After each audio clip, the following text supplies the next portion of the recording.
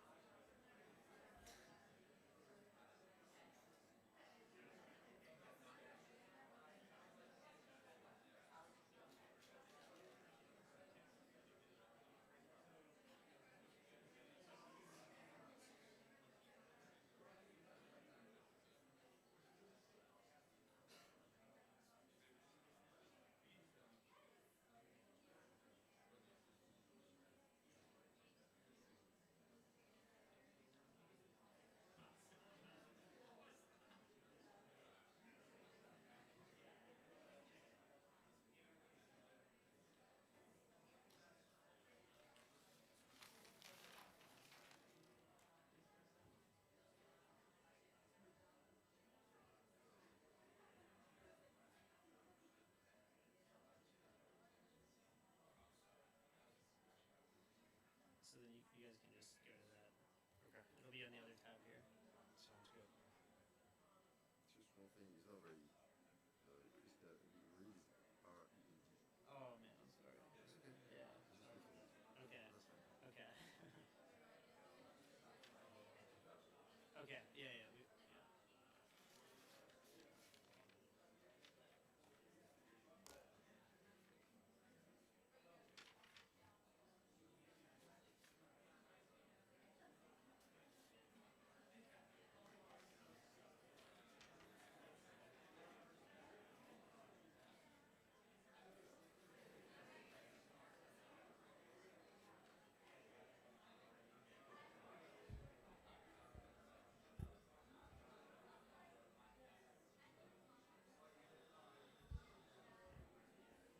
All right, guys. Thank you all for coming to our fall demo day. Before we get into the pitches, I'll introduce myself and talk a bit more about Georgetown Ventures, who we are. But my name is Andrew Bulgarino, for those of you that don't know me. I'm a current senior here at Georgetown and the current CEO of Georgetown Ventures. And I want to welcome you all officially to our demo day by just giving you a bit more context about who we are at GV, what we do, why we do it, and a bit more fundamentally like why we are all here tonight. So entrepreneurship, I think we all know, is the backbone, or one of the backbones of the culture here in the US. There's something intrinsic, something that's ingrained within pretty much every American to go and just do something. They may not know what they want to do, but they want to go do something. I certainly feel that way, and I think many among my generation especially feel that way. But the good thing about that feeling is that when we encounter a problem that doesn't have a good current solution, instead of just giving up or settling for less, we have that underlying feeling motivates us to go and create that solution. And now a lot of us, myself included, just tend to blindly accept that aspect of entrepreneurship within our culture. And I think that's correct, to just blindly accept that. But even if you don't, all it takes is a few steps of logic to come to the conclusion that that entrepreneurial feeling is a great thing. We actually asked prospective GV applicants this semester. Some of the new members here will probably remember this question, but we asked them what role do they think startups play in our society. Now, the pretty much universal answer we received was that startups represent progress. They solve humanity's problems. They drive the future. And that's true. If you look at all the key innovations that have improved the life of humanity, and not just in the US, but across the world, they were all created due to some proactive problem solver deciding to go out and do something. Now, the numbers across America quantify that culture. The US has been the global hub for entrepreneurs and startups, the center of creativity and problem solving. Our system is intentionally set up to be conducive to startups because we understand that that is the critical value that startups have to society. Now, at Georgetown Ventures, our mission is an extension of this American culture. We try to connect founders and students who all have that entrepreneurial fuse within them. I found that in my time involved with this organization, when you get just a few of those people with that fuse in the same room, the passion and the energy are just simply infectious, and everyone's fuse gets lit. Not only does that multiply the productivity, but that multiplies the meaning and the purpose behind what you do, which then again multiplies the productivity. Now, to use a startup buzzword, that's a real network effect in action right there. It's really something like truly incredible that we're so lucky to experience as undergraduates. We get to work with such amazing founders at such a young age. To use another startup buzzword, we get to witness and experience those hair-on-fire moments when the team makes that next step, that next discovery of growth, whether that's identifying their target customer, making a sale, developing a new feature, launching a new marketing campaign, or even coming up with just a new company name. Those hair-on-fire moments make all of the countless hours that we spend worth it. Those moments when you just totally lose track of time, when an hour passes and it feels like 10 minutes. Those moments where you are driven by nothing more than meaning. Now, it's near impossible to find that meaning on your own, so that's why having people in your corner and a community behind you not only encourages you, but dares you to take action and go pursue your ideas. At GV, we try to arm founders and members with that support that challenges them to venture into the unknown, to see what might happen. It's only through that willingness to go into the unknown and pursue that new territory where true progress does happen. That's where the Apples and the Amazons and the Teslas and the SpaceXs are of the world. And that's not just true for starting your own company. That's true for pretty much everything. Last week, I read a story about, it was an excerpt from J.R.R. Tolkien, the author of the Lord of the Rings series. And he, in his, I think it was his biography or some interview, he said that if it weren't for his private conversations with his dear friend C.S. Lewis at the time, he would never have even dared to go write or even publish the Lord of the Rings novels, which ended up being obviously a very popular novel. So sometimes all it takes is just one person, or even just one conversation that takes you to the next level and makes you dream beyond what you think you could do.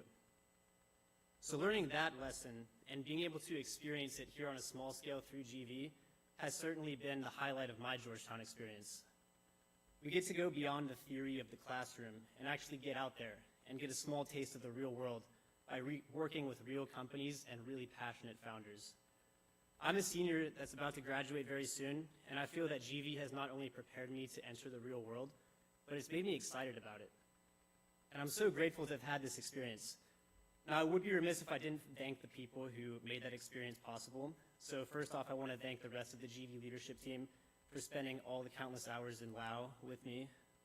And to the GV members who fundamentally make the organization what it is. Without you guys, startups would not even be here. And of course, thank you to the founders who are crazy enough to trust a bunch of college kids with their ideas. And finally, thank you to the immense support we received from Jeff Reed, Aveline, Ben, Jacob, and the entire Georgetown Entrepreneurship Department. So tonight, I'll stop talking here in a minute. I'm very excited for you all to share and relish in this entrepreneurial energy we try to foster here at GV. I hope that you might just experience one of those hair-on-fire moments that I'm talking about. So without further ado, I'll kick things off by welcoming up our MC, our Director of Programming, Katie Dice.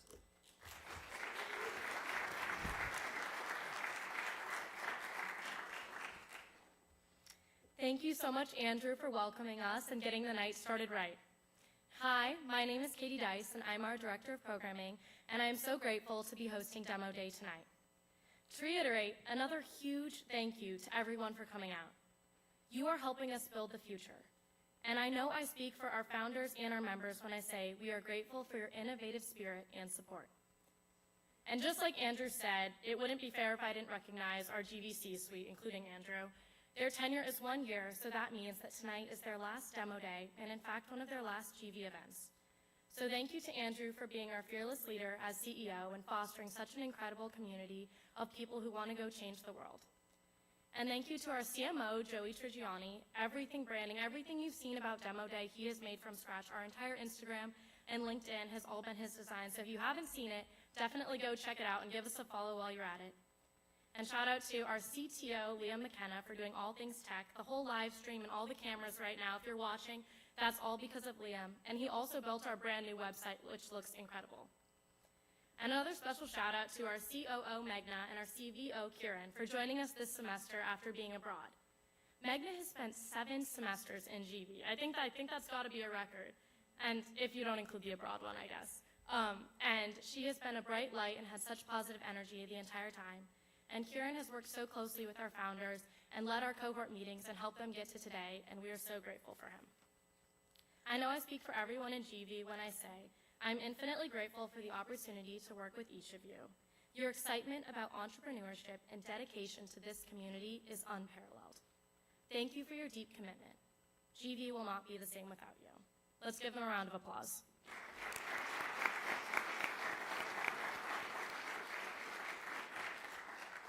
And of course, shout out to our directors as well. They should be featured in that program right there, which was made mostly by our director of creative, Natalie. So take a look at that for sure, and be sure to follow the run of show throughout the night with that.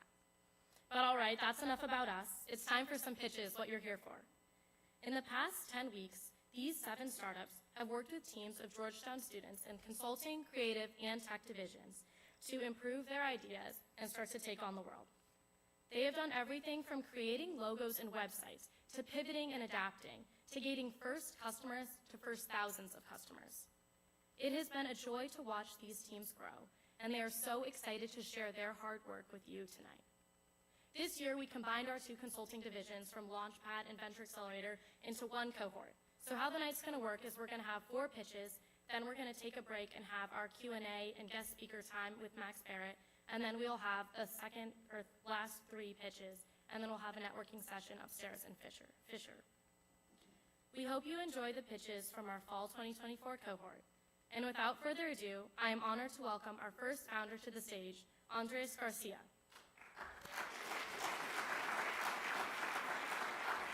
Andres is a father, a founder, and an EMBA student and a senior manager, and his passion and dedication to make a difference in parents' lives shines through it all. Let's welcome Andres to the stage.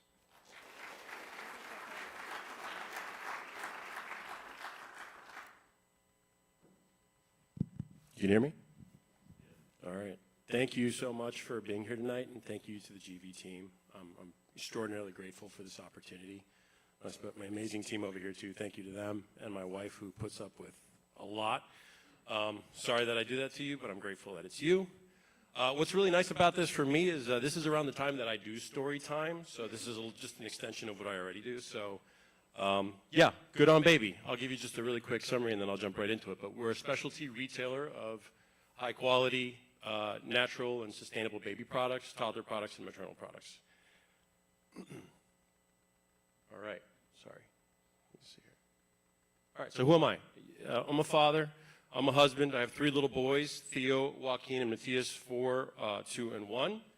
I'm also a senior sales manager at a company called Tenable in cybersecurity. That's what I do full-time. I'm also a part of the 2025 EMBA class here at Georgetown University. And I'm also the founder of Good on Baby. Let's see here. All right, so why did I start this business? What's this whole thing about, right? So in 2020, I had my first son, Theo, and I was kind of thrown into this crazy world of baby products. It was kind of overwhelming, to be honest with you. This is a life-changing moment, and then all of a sudden, you're just getting thrown all this stuff. You need to buy all these things. You need to be prepared. You need to set a good example. So very quickly, I realized, like, well, this is a little bit nuts. Like, there's just too much stuff coming to us. And I also kind of realized how sensitive babies are in the very beginning. And I had this is a couple pivotal moments, right? It's like your life is changing. You need to do the best that you can for these kids. You know, I think the majority of the stuff that you see in the baby market, there are some good things, but it's a lot of single-use stuff. It's a lot, you're churning through stuff on a regular basis. And I really quickly realized, I was like, a lot of stuff's just not that good. It's just kind of junk, flying under the radar. And I wanted better for my son. And we had this moment here where I think he was about maybe 2, 3, 4 weeks. I think it ended up being baby acne, but we kind of stepped back. We were like, what was this? Like, what was this about? Why did he get, like, you know, this crazy rash? Like, what are we missing here, and what should we be paying attention to? And I mean, my wife and I are both, you know, we try to eat clean, we try to be healthy, and really we were like, we really need to take this seriously for them, because like the babies are just so much more sensitive to everything. So that was a moment where we were like, all right, well, let's try to find companies and brands that are kind of more aligned with our values. And we started doing that. We tried to find brands. And in 2020, like the industry that we're in right now is really just kind of just propping up, and it's just made of so many small businesses, and you'll see that as I talk. So the first thing was that we were just, you know, we got serious about like buying stuff for him and then the subsequent kids that we had. The other moment for me was I was at Lowe's with him. He's around 1, and you know, these retailers, they put these products right at checkout that just, they get you. And I'm there, and he's 1. He wanted a little Batmobile, and he wouldn't let it go, and he'd been really good. And I was like, you know what, forget it. I'll just get this thing. It's $8.99. Here you go. Have fun. Next thing I know, I'm sitting him in the car, and he's got it in his mouth, and he's chewing it apart, and I see all like the paint coming off and everything, and it's ripping off in his mouth. And I'm like, okay, I have no idea where that thing came from. I flipped it over, some LTD somewhere in the middle of the world, I don't know. And I'm like, is this even good for the kid? Should he even have this in his mouth? Should he even be playing with something like this? And it kind of was like a moment where I was just like, I need to take this even more seriously and try to like look at the entire ecosystem. So I spent like 2 years looking into it. I took sewing classes the whole summer thinking I was going to make baby clothes. I just studied the whole vertical for a long time. And I really realized where there was kind of a big problem, right? Varying quality, a lack of supply chain visibility. You don't know where most of the stuff's even coming from. Some brands are taking it a little bit more seriously, but in general, there's just not that much visibility into how these things are being made. And I think there's a movement, right? Like there's a reason like Whole Foods is taking off, and all these things are happening, and our generations are really serious about like the organic and healthy stuff and sustainable. And I think it's really starting to trickle down into like our generation who's now having kids, and it's like, okay, well, we need to take this even more serious. So that's the first problem that I find. And then the other thing is like, yeah, there's the Hasbros, there's the Mattels, but this whole industry, the whole baby industry, in my opinion and the research I've done, is made of small businesses. It's just a lot of small businesses that exist out there. And it's exhausting. And then you kind of drill down a little deeper. You want to work with brands that are, you know, focused on sustainability, focused on natural and organic products, a cut above the rest. You know, they're doing things that are better for the kids. It's hard to find them, and they're small. So you'll find a great brand, and they're out of stuff. So you have to kind of really spend a lot of time searching for these companies, and they're all over the world. And then the last bit is exhaustion. Like parents are just tired. And I made this up yesterday. I was saying there's no one more tired than a baby than a parent. Like we're just exhausted. You're going full throttle all day. And I think, you know, when it's time to like buy stuff, it's the end of the day. You're tired. You don't even know it's coming up. Your daycare sometimes is the one telling you like, hey, you need to buy a jacket for your kid, a hat, whatever. So these are like the 3 major things that I thought were like a big problem in the industry. And here's where Good on Baby kind of comes into play. I've done a tremendous amount of research on the brands that exist in this market. And I'll say that there's some amazing brands doing some amazing things. They are small, but there are some amazing brands doing some amazing things. And what I'm trying to do is I've vetted these companies myself, and I'm trying to do that work for parents, right? That's the goal. Good on Baby is out here to try to remove that research. They can come onto our platform and essentially know that what they're buying is safe. You get that same experience that you get at Whole Foods, where you know you're shopping around, you don't really have to think about whether it's good or not for you. It is, for the most part. The other thing is simplified shopping. Like, we live in a world of like abundance. Like, here's a shirt. Here's 7 pages with 20 items each. It's decision fatigue. So I think the other thing is just really simplifying the quality of the products, the amount of products that we have, so that when parents are on the site, it's simple decision making. The products are good, and we've picked out the best things so you can kind of move quickly through the whole thing. And then the other thing, again, natural and sustainable choices. Like, we want the best stuff that we can get for our kids across the spectrum of products in this. And then the other thing is supporting small businesses. The whole ecosystem that we work with is small businesses from everywhere. All right, so let's just talk a little bit about this market, like babyflation. So it costs $331,000 today to raise a child from 0 to 18. Super expensive, up from $233,000. So this is a live picture of me anywhere with the kids, restaurant, grocery store, whatever it is. Like, it's just constant. You're just spending money. The market is enormous. Again, it's humongous globally. There's you can look at it in different ways. There's some companies with countries with population decline. There's other ones with increases. But it is very, very big. The things are expensive. And again, it's just a constant cycle of consumption. It's very different than what you and I are used to. We buy something, we can wear it over and over. Kids grow out of stuff immediately. They get disinterested immediately. So there's just a ton of consumption in this industry. And it is very, very vast and very, very broad.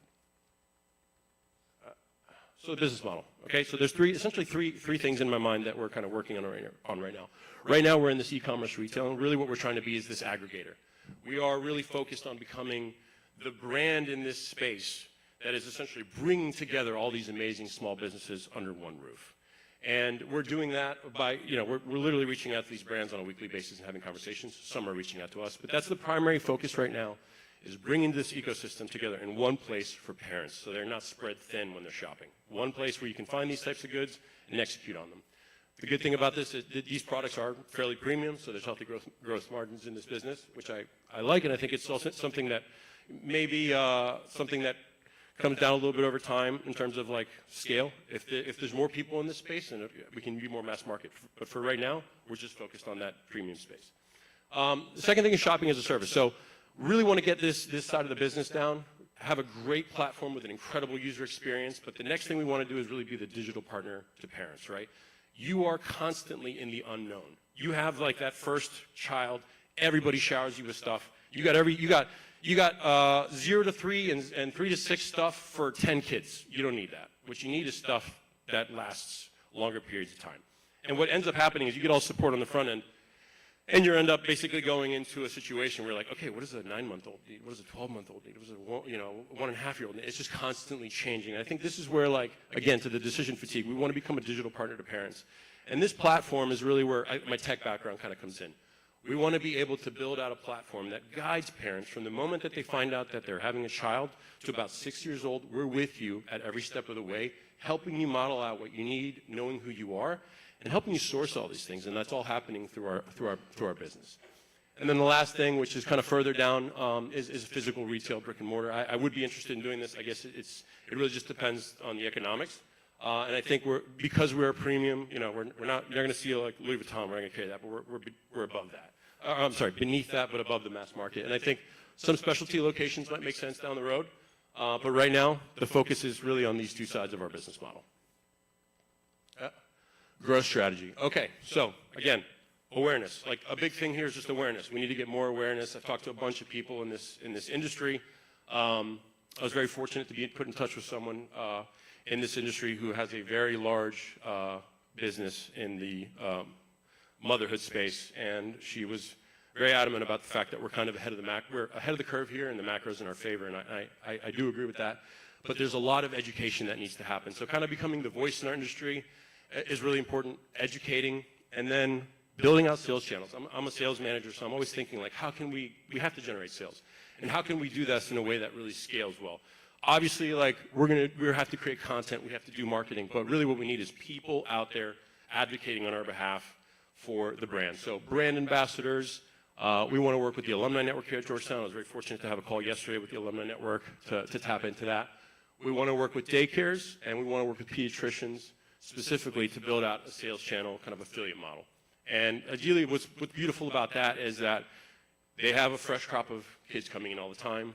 These more upscale premium daycares we're hitting that core demographic, and they are constantly essentially the ones coaching parents for like, hey, you need to get this stuff. So daycares are typically always looking for other ways to make money. That was my experience with the kids when we had our kids in our daycare. So this is, I think, a great thing to develop, in my opinion, to just have a very broad set of channels that can go out there and actually proactively sell good on baby. Sorry about that. Operations. So again, on the back end here, there's a lot of things that had to happen, right? So logistics, like we're carrying this stuff. The logistics are super important. So I think for me, when I'm thinking about the way that we build the business in-house, it's process, great processes, things that scale. We're going to think about this business in a way that if I can do this right now with 10 people, what does it look like with 100 people? And is that change going to be huge, or can we replicate what we're doing? So we're looking at everything through that lens. It's like whatever I do today, Can I scale this again when we 10x, 5x, whatever? So the logistics thing is something really important. Ideally, bringing people on with that expertise is also something that's really good. Product expansion. So again, we're kind of a broad retailer in this specific space. So as we see what verticals are kind of hitting, the idea is to kind of just expand in those spaces. So we want to just make sure that we're like, as we bring on new verticals, we really double down on the ones that are doing well and continue expanding in that space because the baby product space is just enormous. Skincare, essentials, non-seasonal items. One thing that I did uncover, and we'll talk about it here with the GB team, is there's a huge supply gap in the industry of things that just haven't caught up. So there's some things that we can probably do ourselves or partner with brands to do it for us. And then grow the supply chain, right? Like, again, these are small businesses, and talking to businesses in Australia, Canada, Europe, here in the US, we're going to have to continue growing that supply chain to make sure that we have ample supply to meet market demands for these types of goods. All right, so what did I do with GV? And I will tell you, these guys took me so much further than I could have done on my own. I mean, you guys see all the stuff that I'm doing, so I'm super grateful for these guys. But standards, I have a whole list of criteria that I had in my head and things that I was doing to kind of validate brands. These guys went with me, and we looked at almost 300 companies and, analyzed every single one, made sure whether they made the criteria or not, and then they actually helped me define the standards that we were going to use to evaluate a business on whether we'd even have a conversation with them. That was a huge lift. The launch, I soft launched before I joined the program. They helped me kind of refine that. I pushed the hard launch out a little bit more so I could spend some time actually refining the business and getting that up and running. And we launched 2 weeks ago, and a lot of that was just them getting me ready, so I'm super grateful for the work that was done there. Branding and social media. I did not come with a logo, and I now have one, and I absolutely love it. It's a silhouette of one of my kids, and I'm super thankful for that too. And again, getting me up and running with brand assets and the social media. Again, I talked about the supply chain and how they helped me validate all that. We did a lot of work on the website. These guys really helped me kind of even take it to the next level. If you guys know Kaizen, when we launched that website, we made it a sheet, and I was like, hey, every day someone come in here, everybody add one thing that can make the site better. And we were doing like dozens of improvements that are on there now of little things that just like improve that user experience for parents. And that's the mentality that I want to have with the business, just always evolving. And then again, market research was phenomenal. So our ask, all right, like you guys saw all the things that I'm doing. I barely have time to sleep. So I think the first thing that I need to do is, like, once I'm done here, is start seriously considering building out a permanent team. I think to take this to the next level, and anything else that I do in life, you kind of have to go all in. So I think I'm fortunate that I have some capital to kind of bootstrap this for as long as for an extended period of time. But what I don't have is time. What I need is capital so I can have the time to actually take this thing to the next level. And then an advisory board of mentors. So one thing as a solo founder that I wanted to do is, you're in your echo chambers. I wanted to have some people that I thought were very relevant in this space that could help me. I have a buddy at Goldman Sachs, a buddy at Etsy who's the director of merchandising, someone at AWS, and someone at Beekman who spent her whole career at L'Oreal and Unilever. Love the idea. I'm going to bring them in to kind of help me make sure that I'm going in the right direction, make sure that everything that I'm doing makes sense. And then mentors. I'm also looking for people in the ecosystem here at Georgetown to kind of help me avoid some of the entrepreneurship pitfalls that I know I'm going to face. So thank you so much for listening to me, and please check this QR code if you want to see our website. And I'm Andres Garcia, and good on baby. Thank you so much.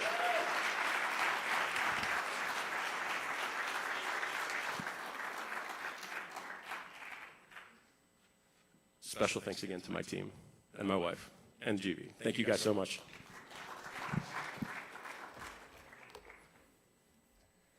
Awesome. Thank you so much, Andres. Your story is touching and your idea is brilliant. I also love the logo, how it's a silhouette of your son. I think that's adorable. And next up, we have the pitch place. I'm not sure if we have any avid writers or future journalists in the audience, but this is the startup for you. Philippe is a startup industry expert, and Christina is a media industry veteran. Together, they make a great team, and they're here to tell you how the pitch place makes great teams of journalists and editors. Here they are.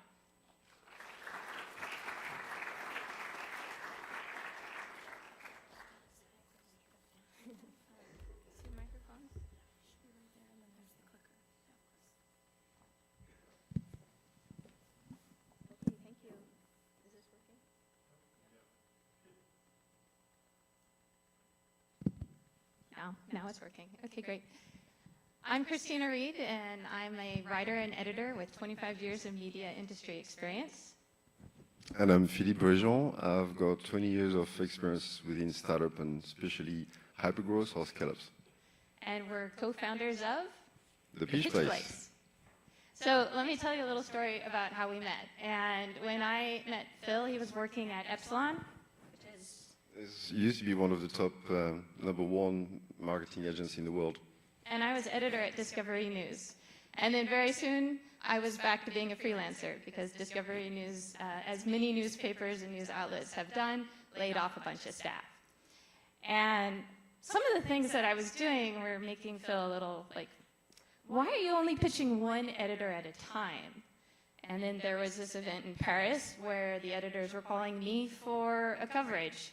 It was when the bombing happened, and they didn't know any freelancers who could cover the bombings in Paris. And so I had a TV anchor in Seattle calling me in the middle of the night asking me what I was seeing on my own television.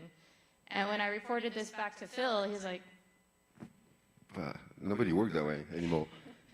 why? How did that happen? How did he get your number? It's like, well, he knows a friend who I know, and so that's how he got to me. And this struck a real interesting conversation between us. Well, I really started to look at the market then because I was very curious. There's a platform for everything today, like, tech platform or anything. And I thought there's really nothing for that.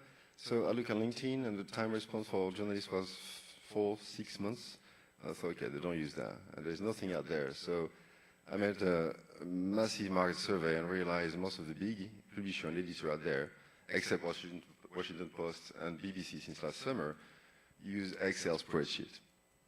So we're going to talk a little bit about a different pitch than what you're hearing tonight. We're talking about the media industries where freelance journalists pitch editors their story ideas and how we're changing the game on how that works.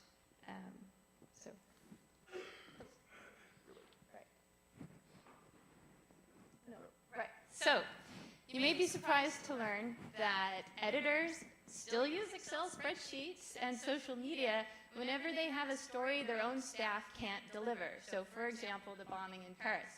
So they will either rely on their own freelancers that they have a list of, or they'll send out social media announcements and just hope for the best.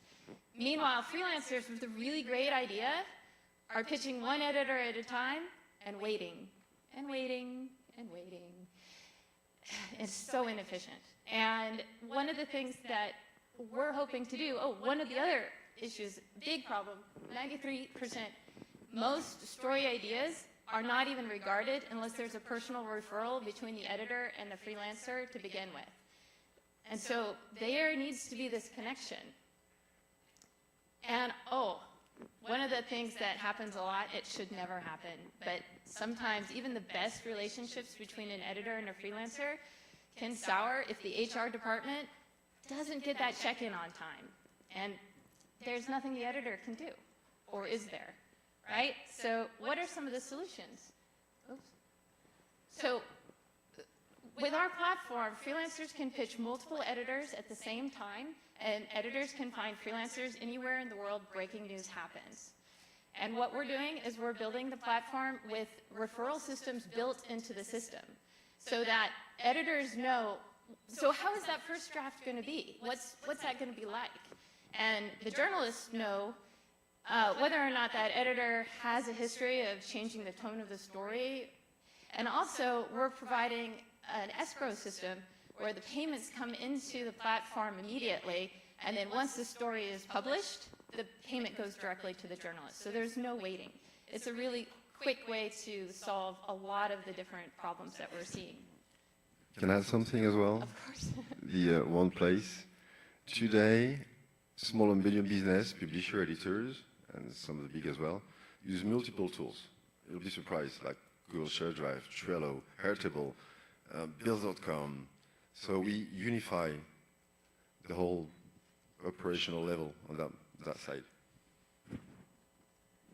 So that's why we're here. We're creating a game-changing platform for the media industry. We're revolutionizing how work is bought and sold and how freelancers and editors connect. And I'll let Phil take over on telling you more about the marketplace. Sure. Well, the marketplace is pretty big, 50 billion. That's the freelance marketplace. Out of these, there is, thank you, there is the writers, 17%, that's the sum, that's 85 billion. So if you squeeze that down, knowing that 1/3 are journalists, and the 2/3 potentially journalists too, that gives you a sum of nearly 300 million. The other number, which is very important to understand in this industry, it's that 37% of journalists today are freelancers. And you know the turmoil with the media industry today, that's going to double in 2030. So those are very important figures. Oops. In terms of product differentiation, as we said before, everybody uses Excel. So we put Excel here. 11% of journalists use generic platforms like Upwork, Fiverr, and freelance.com.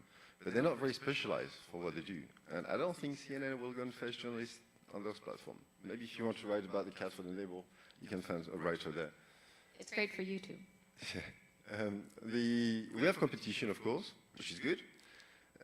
But they basically replicate a better version of Excel. It's more like a talent management platform, which in fact Washington Post did in 2015 and BBC did before last summer. So the main difference with us, we're gathering a community of peers. It's just not like a static where journalists post the profile and say, hey, I'm located here, or my beat is this, I can write about that. They can exchange, they can network with each other. It's a very collaborative environment. And that's the number 3 need for journalists. One is access to editor, which we give. 2 is basically payment. And 3rd is the community. That's very sensitive. So we started with a landing page in April 2023 saying, hey, we're going to do this. And out of this, organically, we grow for up to 600 pre-signed users. We have some testimonial. It's very nice when you wake up in the morning thinking, oh, I love what you do. Why are you not online yet? You know, we need you, and that's great. So we've been incubated in DC Tech Meetup. We're in Georgetown now. We were nominated for the award for CMA, CGM startups. That was last month in France. So we're in the top 10 media startup out of 500. So that's pretty, it's a nice stamp to have. We're gonna have today, after the demo, the real presentation for the platform. If you're curious, you can come and see us, and we can show it to you. We have it. So the next few weeks will be iteration, soft launch with the 600 we have, early January, and hard launch potentially mid-January. The go-to-market, it's been very organic the way we went through now, but we organize that for next year, 2025. Is basically partner with universities. We have publishers as well.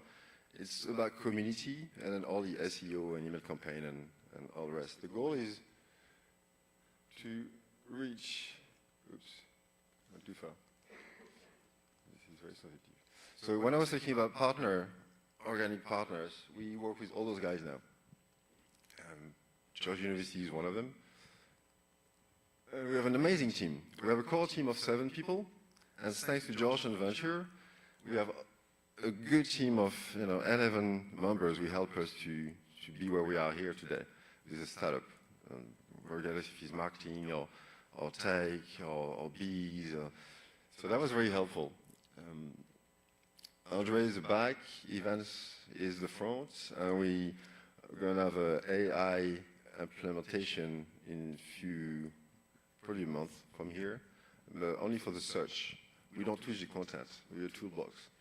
But we can optimize the search to the point where we can know the style of writing. So if Fox News or CNN wants something, we can make the difference to find different guys on field for them. The projection, well, before the monetization is free to access. So it's free for journalists to register. It's free for editors to register. We only charge 10% on transaction. So that's very, very clear. And the idea for 2025 is to reach 10 to 15,000 signed users. And if only 10% of those are active on the marketplace, then we're still making 1.5 million. So it looks pretty good to me. So back to the ask question. We have the team, we have everything in place, we're launching, we're here, but we need to bootstrap. We're a leader now, we want to remain a leader in the industry. We need power, and power comes from, not only elbow oil, but money. So most of it's going to be marketing for expansion, because nobody knows us yet, but if you're a journalist and you know about the Peach Place, especially if you're a freelancer or a commissioning editor, you'll sign 100% conversion. In fact, the 600 pre-signed users we have come from the 1,000 unique visitors. So that's roughly 60%.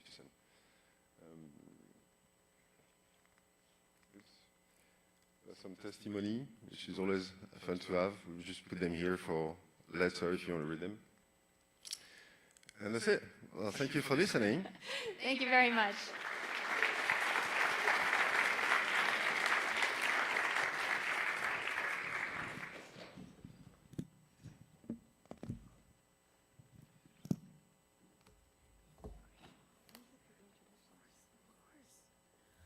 All right, thank you, Philippe and Christina. You guys are called the Pitch Place for a reason. That was a great pitch. Also, I think I got to get myself one of those vests. Those are really nice. You're revolutionizing the journalism industry, and I know that Pitch Place will certainly smooth out that process as soon as it's active. Great job. All right, now it is time to hear from Dark Saber Labs. Founder Brian O'Connor is a U.S. Navy veteran of 12 years who is now in our MBA program. He has teamed up with strategic program manager Sheila Tahiri and Steve Deese, specializing in physical science and emerging technology, to close the miscommunication gap between what is happening on the frontline battlefields and what the U.S. military is employing. Here is Dark Saber Labs.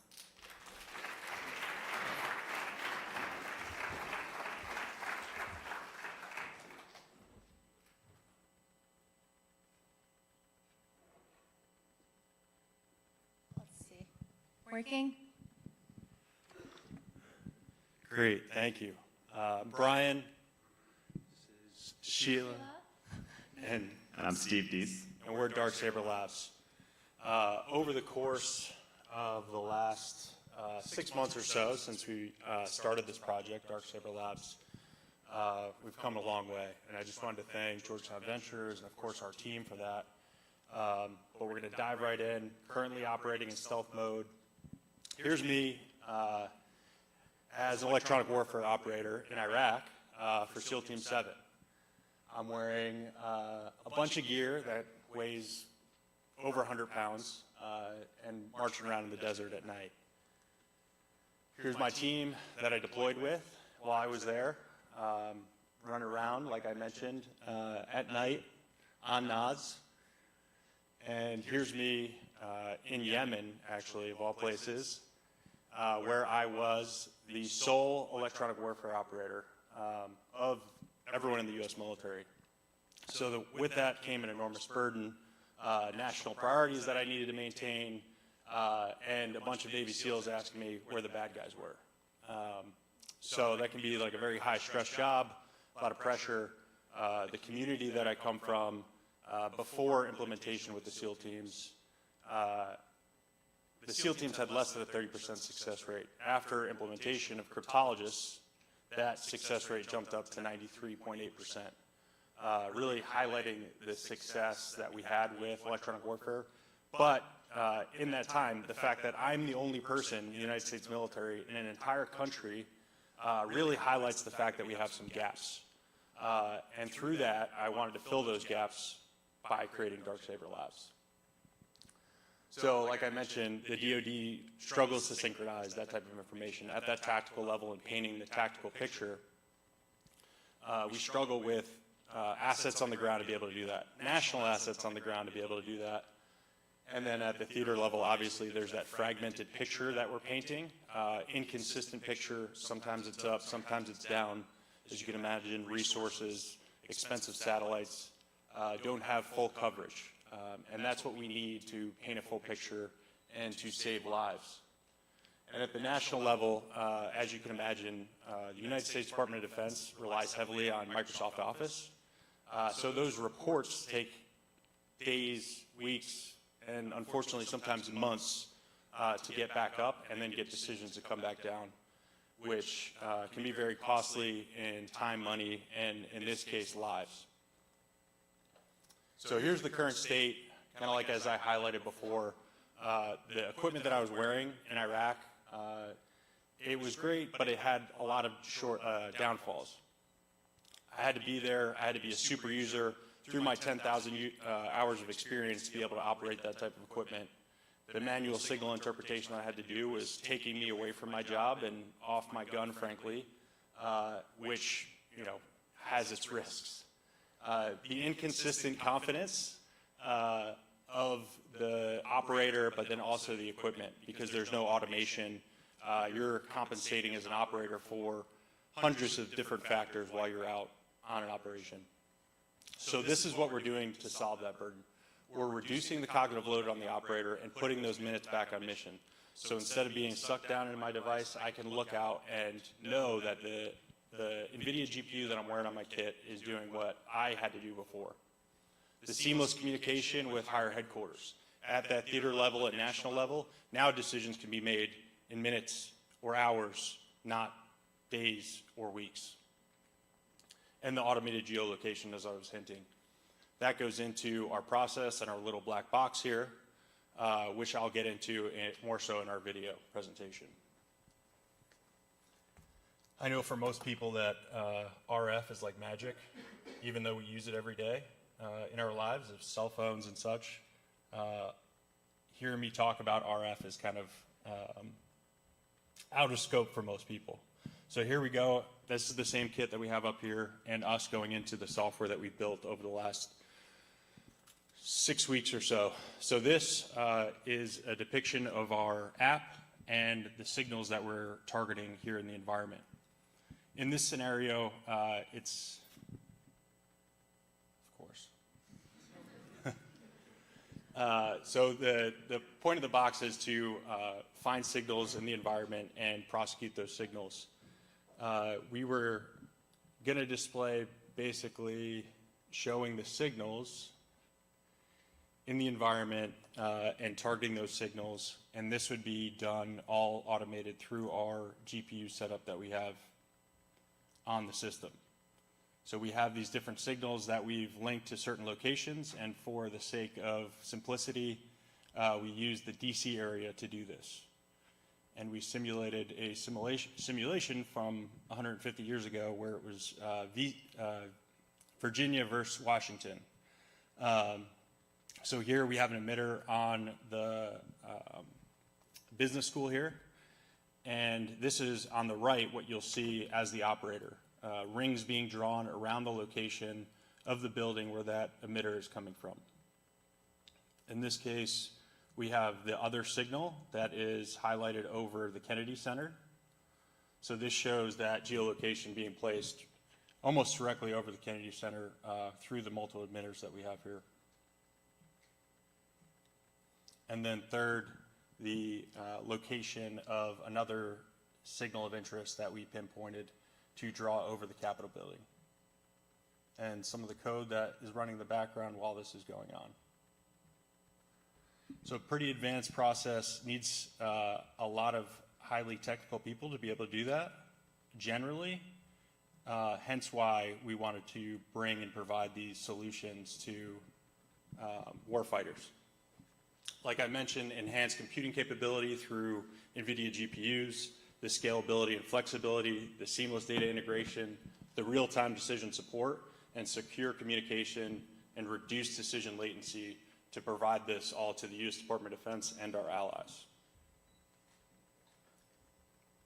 With that, I'll hand it over to Steve. Yes, so thank you.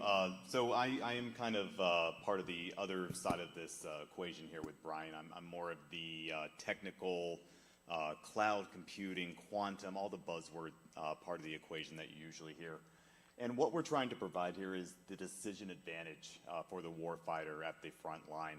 And we're doing that by integrating a hardware and software system, as we had tried to demonstrate here, which is going to be crucial for that decision making. And in this, we are able to take signals that are collected at the tactical level, process the data on up through the theater and national level, and then send this processed data all the way back down as needed. Because our advantage is being able to have information and to be able to then act on that information more quickly than our adversaries. And as I mentioned before, or as I briefly wanted to get into, is my forte here is in essentially all things quantum. So that's quantum sensing, quantum computing, and even a bit of cloud computing. And what we've currently built here is essentially going to be a platform that we're also going to look to be able to integrate into those future solutions of both quantum sensors and then also getting into a bit of being able to decipher certain snippets of information using quantum encryption. And being able to do this, we want to be able to create this model that will be able to continually refine over time, which will then just further increase the fidelity of that model. Going back to the sensor part, because this is essentially what Brian is building here, is that this is going to be a sensor that can be deployed in many different situations. You have it useful in unmanned aircraft systems. You can also put it on surface vehicles, ground vehicles, static towers, and as Brian mentioned before, in what was part of his original idea, is putting it on frontline forces. Because part of the strength in this solution is that the more people you put on, the better the solution works as well.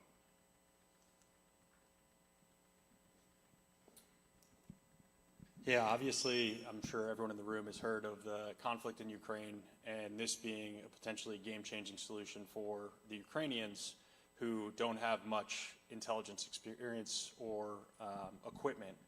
A lot of the U.S. government equipment is at a high cost, and they, frankly, in some cases, can't afford that type of hardware.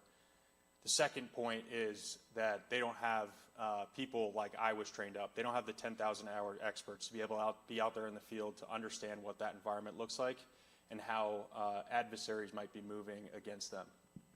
So the key here is really providing this at the lowest cost possible and proliferating it throughout a conflict zone to give people the advantage, especially in Ukraine. Here's the market outlook. Obviously, the U.S. defense budget's around $850 billion per year. The total addressable market for us in 2032 that we're shooting for will be $44 billion. So obviously, we could get a fraction of percentage of that and still be a $100 million company per year. All right. Hello, everyone. My name is Sheila, and I'm excited to share with you our Georgetown Ventures evolution. So it's been a busy last 10 weeks with everyone here. Thank you again for helping us get to where we are. So everything started on October 1st, 2024, when we officially formed Dark Saber Labs. From there, we really hit the ground running. So we started working with our amazing Georgetown Ventures team, and we started working on our market research. We also worked on our pitch deck. I was an existing pitch deck that needed some serious work. We, of course, had some fun. We went to a team dinner here in Georgetown. The next week, we had the opportunity to go to the Innovation Summit, where we met amazing, brilliant minds. And we also launched our website, so big milestone there. The following week, Brian hosted a defense leadership panel here at Georgetown with General Votel. We had many experts and industry leaders that we got to interact with and learn from, so that was cool. The following week, we started working with our software development team, Think Nimble, and that's really where I come in. I've been a program manager, product manager, implementations, really in the tech space for the last decade of my life.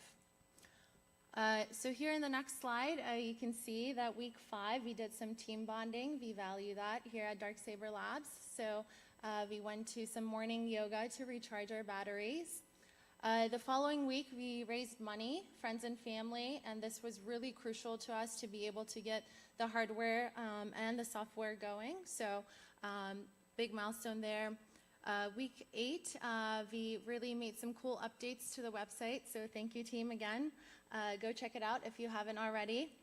The following week, I'm thrilled to tell you that we did our first iteration of the UI on the mobile app. So that was part of the video we were trying to show you guys that wasn't loading so well.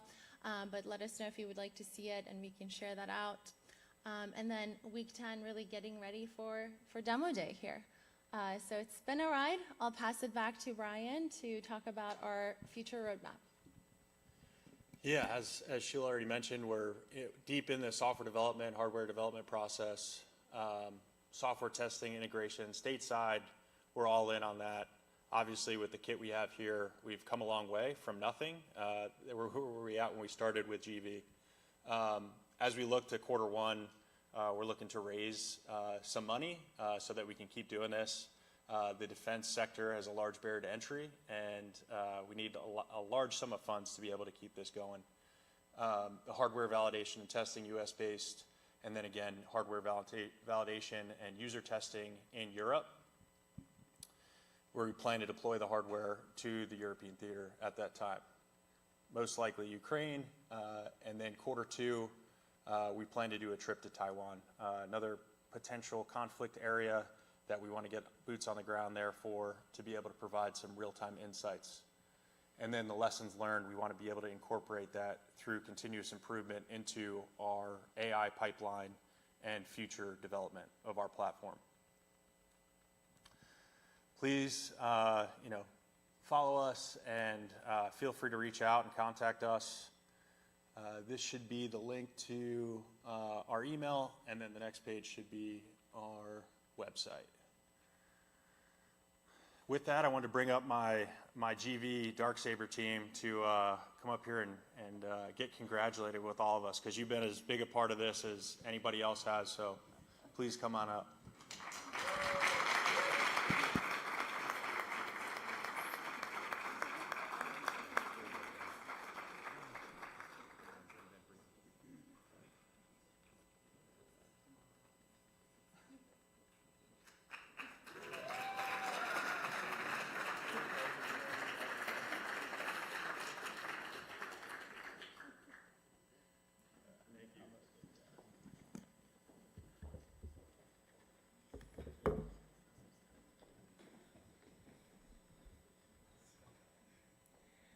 Okay, so what I'm learning is I'm leaving here with a Pitch Place vest and a Darksaber Labs hoodie, hopefully. That looks awesome to you guys. Sorry, just fixing that. Okay, perfect. Thank you so much. That was actually our first defense tech startup we've worked with here at GV, and we were certainly impressed. I mean, so impressed. I don't really know much about quantum computing, but I know it's very, very impressive. And talk about changing the world. That's what you guys are doing. So thank you so much for sharing with everybody today. Give it up one more time for Darksaber Labs.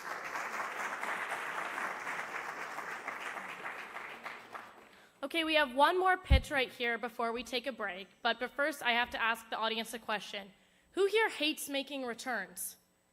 Okay, yeah, that's kind of a rhetorical question, because don't we all?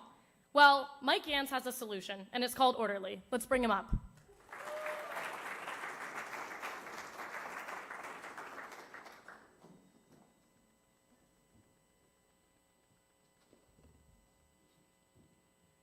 This on? There's a switch. Now is, yeah, cool. All right. Well, nice to meet everybody. I am Mike Gans, founder and CEO of Orderly. And at Orderly, we are on a mission to make returning as easy as buying. So I've been working on this problem for quite some time, most recently at a company called Optora, which is actually headquartered here in DC. They are a returns tech company focused on helping retailers like Best Buy, Target, Gap, big names that you would recognize. But I've even been in the broader retail and e-com world for longer than that. So before that, I was at MasterCard, and then before that, I was, getting my degree in engineering, which is really my background. I'm a machine learning engineer by trade. And the reason that I've been focusing on the returns problem for so long and with this much focus is because it is massive and basically still unsolved. So returns are a $750 billion industry, and that's not sort of like a market sizing, consulting number. That's real. $750 billion of returns occurred last year in the US alone. We're not even talking about the rest of North America, let alone the rest of the world. And so people are just waking up to how big of an issue this is, the $750 billion one, and the people that are solving it, the few people that are solving it for retailers mostly. They're solving it, like I said before, for the Gaps, for the Best Buys, for the Targets, and that's great, and they should be doing that. But what ends up happening then is all the folks downstream, the consumers, you and me, we miss out. And some numbers to prove that point. 1 in 5 of all online purchases are returned by people like you and me, and that's actually even higher. So that's 20%. It's really 30 to 40% if you're talking about apparel purchased online. And in the fast fashion world, these sort of newer brands popping up, that's 40 to 50%. It's crazy. And if you're going to do one of those returns, it's going to take you about 30 minutes to do it through what I unaffectionately call the arts and crafts project, where you have to like go and print out a label, and then like you got to find scissors, who has scissors, and you got to cut it up, also who has a printer, and then you got to find tape, maybe you have that, maybe you don't, and then you got to find a box, you probably don't have that, and then you got to get in your car that you also don't have and go to the store with the person who doesn't want to be doing their job, okay? It's miserable.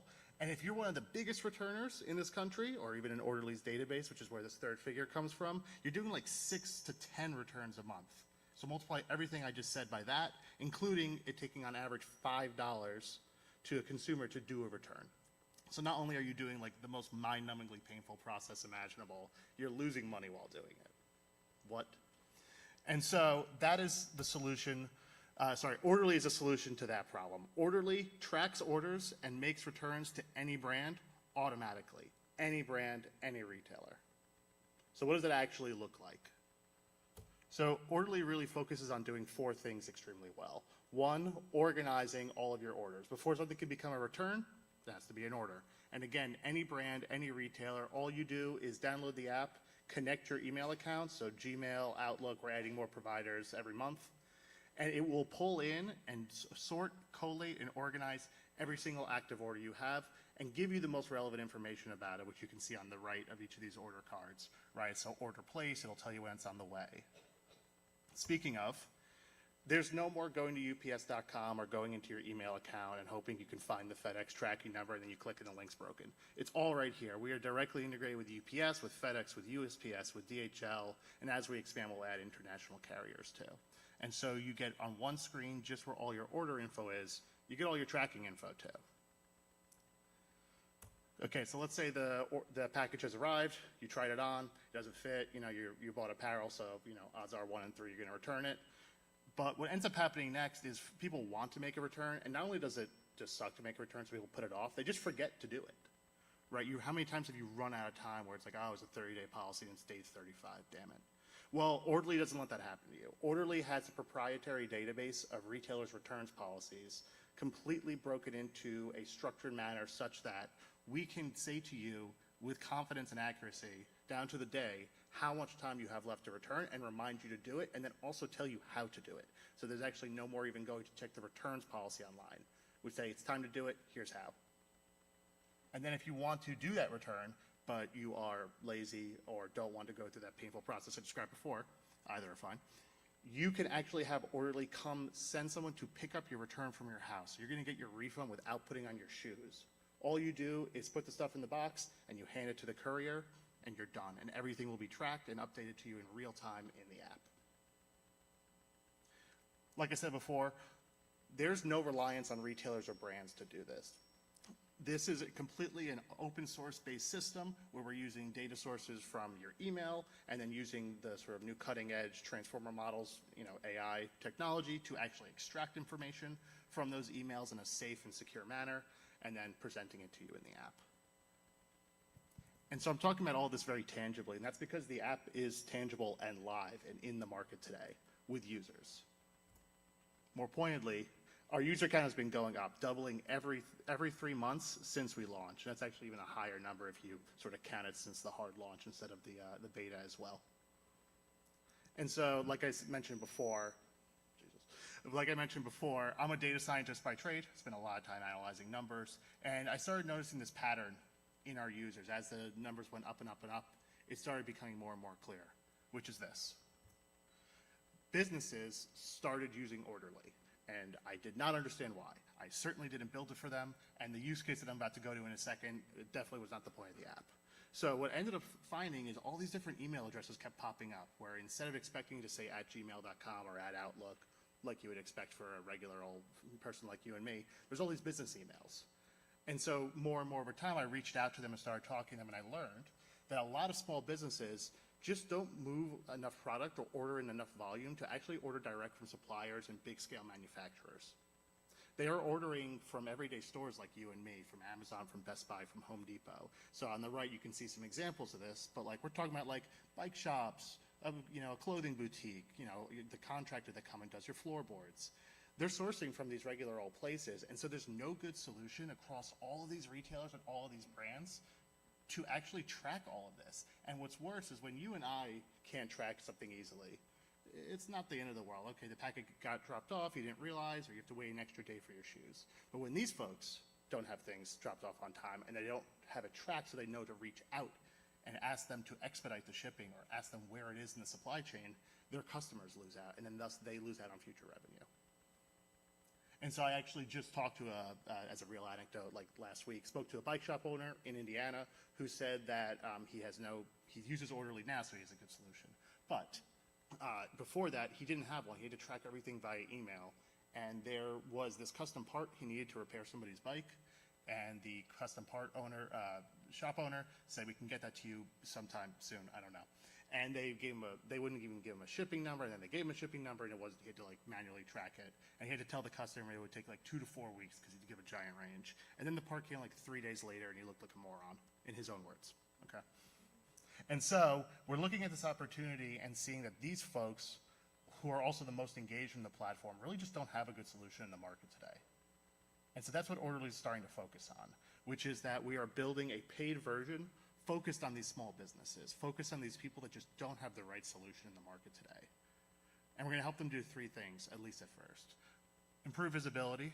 So as simple as even saying, hey, you have 12 packages arriving today, 4 are FedEx, 3 are UPS, so on and so forth, and here's when they're going to come. We're going to actually just adapt the product to what is like a completely different platform they're used to, which is right now that product's a mobile app.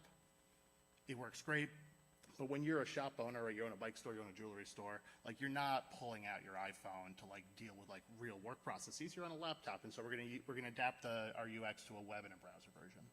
And then we're going to enhance systems. So all these folks are using point of sale systems, Square or Shopify often, or CRM systems like Salesforce, and we want to focus on integrating our tech with that. And so, to do all of that, we are raising a pre-seed round, right, a $500K pre-seed round, of which 350 is already committed, and we're using that for 3 things. One is I'm building out a team. I keep saying we a lot because it's a force of habit. Orderly is just me, and it's going well enough that I can stand up here, but I don't scale well in learning.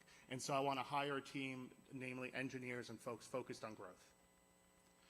2 is the tech, as I mentioned. That's what we're all doing here. So I want to focusing on actually developing out that B2B platform. It's going to sort of leverage like 80% of the existing tech, but there's an incremental 20 to really focus on making it awesome for businesses. And then the last bit is to actually acquire those business users. Now, we have a lot of them already on the platform. It's how I discovered this. But we want to go out and actually recruit more and really test this solution. So the last thing I'll say is thank you, especially to my GVT members. I didn't get them a hoodie or a vest or anything, but I still like them anyways. And I will also say, as I see some folks pulling out their phone, scan that QR code and download Orderly today. It's completely free to use. Any of you who have a Gmail or an Outlook account can sign up right now. Thanks for your time, and let's get Orderly.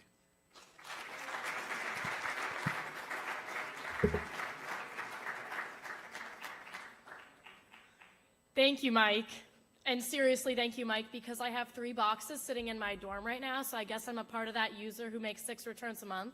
Yeah, so thank you so much. I can't wait for Orderly to keep scaling, and it seems like it's already gained so much traction since 2023, so congratulations.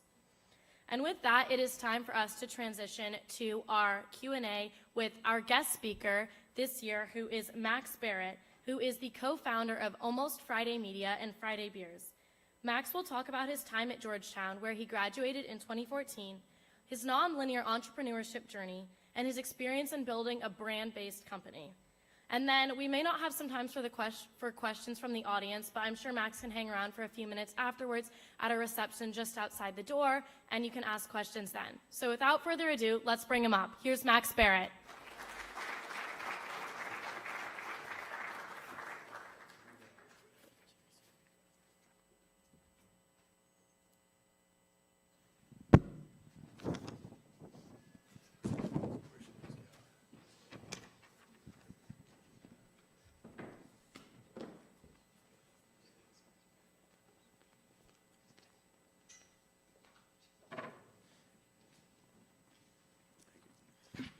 Mic check, mic check. It's going to be a bit of a tone shift here. I'm not Darksaber, who, by the way, shout out, that was badass. And Brian, thank you for your service. Okay, so should I tee it up? I thought it would be good to give everyone here a little bit of context of who I am, just some high-level overview. All right.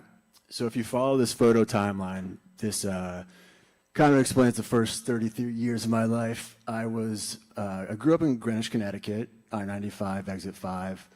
There's a great restaurant right off the exit there, McDonald's. If you're ever in the area, definitely check it out. I went to a school called Brunswick where ball became life. And I thought I was league bound for a second. I was not. I ended up getting recruited to play basketball at a school called Washington and Lee, a small D3 school in Virginia. And there I realized ball was not life. And I didn't want to spend the majority of my college experience playing mediocre D3 basketball. No disrespect to W&L Hoops. They could be good now. I don't know. So as many athletes do, I entered the transfer portal, and I ended up at Georgetown. That is my junior year room. And if you can see, there's a twin mattress shoved into an L couch. We call that mega bed. Super comfy. A non-ironic Notebook poster. It's actually a great movie. If you're a bird, I'm a bird. Anyone? And at Georgetown, I was in the MSB. I studied finance and marketing. And that's when I learned to, figure out what I liked, what I didn't like, what I was good at, what I was bad at. And it's where I first started to make comedy videos with my friends. And that is something I wasn't very good at, but I really liked to do. So when I graduated, I decided to go to Atlanta to a creative advertising school called the Creative Circus, which was a little humiliating. All my roommates were working at JP Morgan and Goldman Sachs, and I'm going to the circus in Atlanta. But I spent a year there. That is the first ad I ever had printed. Jordan Spieth won the Masters, and I wrote a line of copy. So that was a proud moment. And that led me into advertising as a copywriter in Los Angeles for a few years. That was around 2015, 2016. So I did that. On the side, I was making sketch comedy, still scratching that itch to be a comedy writer. And in 2019, my brothers and I started an Instagram account called Friday Beers. Those 3 laptops, that was the first Friday Beers office. That was my room in Santa Monica during COVID, I believe. I don't know why I had 3 laptops. I don't own 3 laptops, so one of those is not mine. That Instagram account grew, became very popular. It became a media company called Almost Friday Media. This is me and my brothers and a couple of our creators on a billboard somewhere. I don't even know the context of what that is. But yes, we evolved from making short form comedy content on social media into a multifaceted media company where we were starting to operate in many different verticals: merchandise, consumer products, hospitality, live events, music programming. It really became this ecosystem beyond anything we ever expected. And the most exciting part was it also led to opportunities in TV and movie worlds. And it was kind of our Trojan horse into the traditional entertainment industry. And after selling a TV project and a movie, I'm now full-time screenwriting. So I've left Friday Beers and I write full-time. And I'm actually not in Hollywood. I live in New York now. But that is, yeah, the bird's eye view. And throughout this journey, I've learned a lot about, a lot of kind of rules of thumb as far as it relates to building your own business, being an entrepreneur. And I thought I would condense those lessons learned into a system. And if anyone here watches It's Always Sunny in Philadelphia, anybody a fan of that show? That's disappointing. Well, there's an episode called The Dennis System. And this is Dennis Reynolds' comprehensive approach to seduction. My approach is slightly different. It's the Barrett System. It's a speculative approach to entrepreneurship by transforming memes and seemingly useless knowledge into a multifaceted media company with revenue and employees and investors and stuff. You can probably tell it's hard for me to be serious without wrapping it in some sort of joke or humor, but these are very thoughtful points, and I will be referring back to them during our conversation. And there is proof of its success because it has taken me from my senior year at Georgetown, the first week I forgot to bring a bed. I clearly have issues with beds. And I slept on an air mattress that entire year, which is a different story. But from here to Almost Friday Media, all the things we do, all the accounts that we operate, the brands that we have, we're reaching hundreds of millions of people every month. We're working with some of the biggest brands in the world. And so, yeah, there's a lot of steps that led to that. But Katie, I'll let you take it away. And for reference, I'll keep this up here. Awesome. Okay, thank you so much for sharing that. Those are some fun pictures. I'm sure some of our audience members might have some similar ones in their camera roll. But thank you for sharing all of that. And now that we know a little bit about how you got to Georgetown, also don't sweat the basketball thing. Our team isn't very good either. Don't tell them I said that, though. Or do. I was there for Dunk City, Florida Gulf Coast. So that was traumatic. I don't know if anyone remembers that game. It's like the last time Georgetown was good. 2025 is our year, maybe. Let's hope so. So you get to Georgetown. You're here. You're not your first year at Georgetown. What are you thinking about? What are some of your goals? And then how did that end up? How did that end up taking you throughout your time at Georgetown? So, yeah, it's funny because when I transferred, I was looking at a few schools, and the second I got to Georgetown, it was like that meet cute moment from like a rom-com. Like I fell in love with the school, with the campus, with the people I met. Everyone was brilliant and interesting and funny. So when I got here, I basically tried to absorb as much knowledge as possible. At that time, so I'm from Greenwich, Connecticut, which means if you're not a lawyer or a doctor or work in finance, you're a failure. So I was like, okay, I'm going to study finance and just make that work. And as I spent more time studying finance, doing marketing, I worked at the Georgetown's investment office. I had this, creative itch to do something different. So that's when I started to just make comedy on my own, with a couple buddies. And my experience really was just trying to make something fit that really wasn't gonna fit, and figuring out, is there something else that I could be doing? Is there a different career path? But a lot of late nights in the MSP. I think we can all relate to that one a little bit. Still happens. So back to, you said you started writing comedy. Was there a certain moment that made you realize you wanted to do something more creative? I had always was a big fan of comedy. and I never thought I was funny enough. Like I was like, there's no chance I can do this.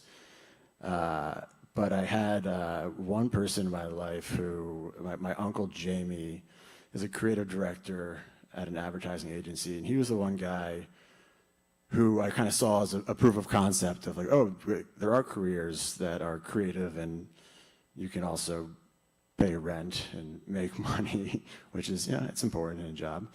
That's when I started to think about, okay, how can I take my creativity and turn it into a career? And the moment where it was kind of this like, awakening to the possibilities of pursuing my creativity in a more real way was when my sophomore summer, I was working at the investment office, and Mike Berry, the CIO, great guy.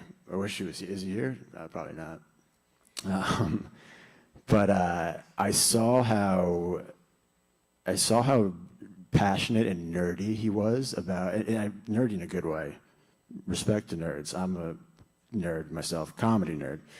But I just saw his passion, and I saw how much like he really was interested in the work, and I wasn't. I was like, how do I? And the one thing I was, a nerd about was comedy and creative writing. So at the end of that summer, I talked to my Uncle Jamie, and he said, come shadow me for a couple weeks. He was working at an ad agency called Goodby Silverstein and Partners, and there was one meeting where this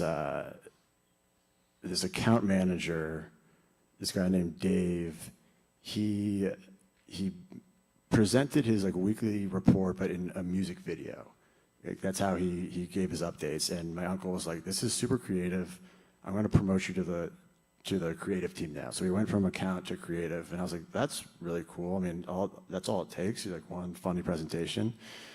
A few months later, that guy becomes Little Dicky. It's Dave Bird, who's the rap artist.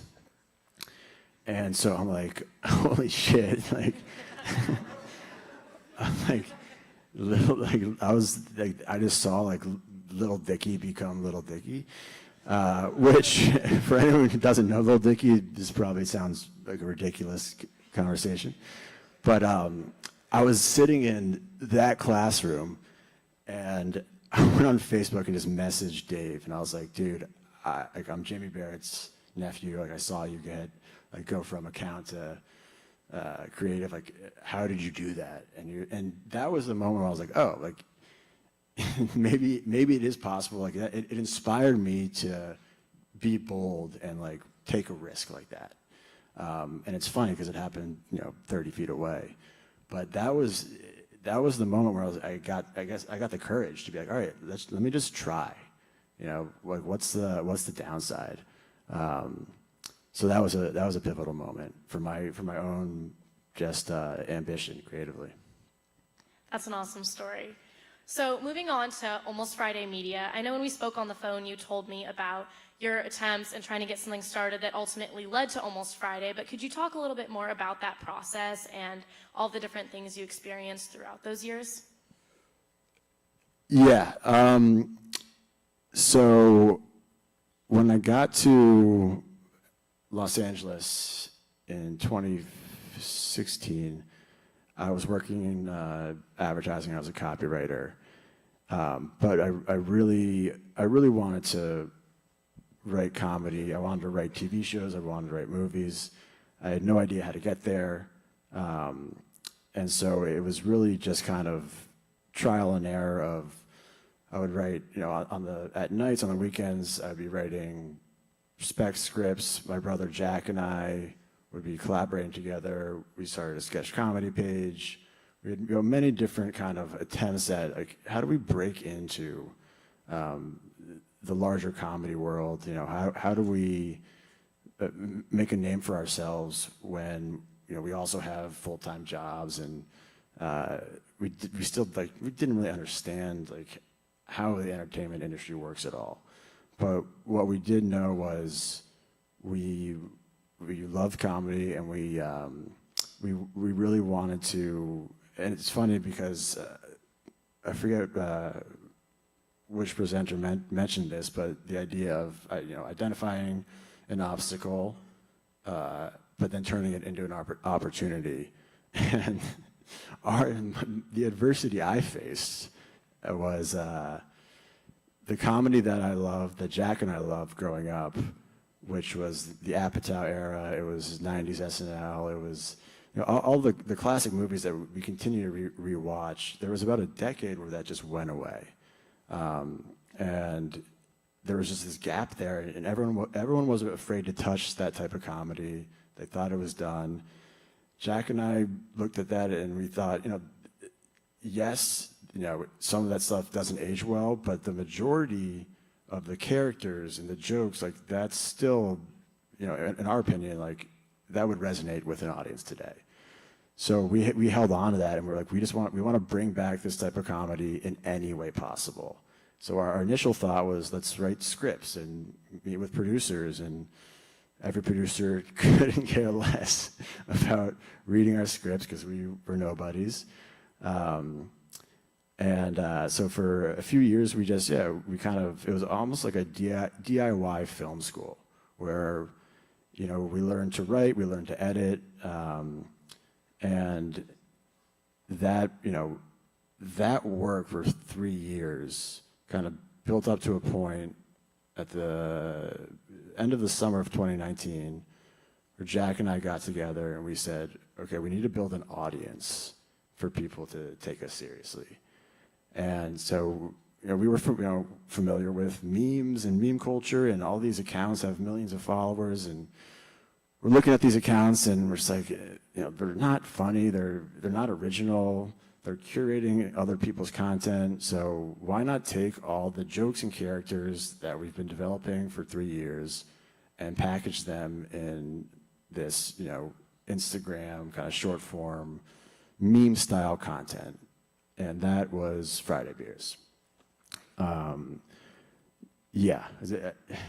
that answer the question? Yes, and I think that the way you answered it honestly kind of proves the process you went through. There was kind of a lot of trial and error, figuring things out, going through it. Yeah, we're in the Barrett method. Test often. Remember why. Be passionate. Nailed it. Awesome. And so what would you say if somebody said that you got lucky because your account blew up? Certainly did, but what's the old saying? Luck is preparation meets timing? Hey,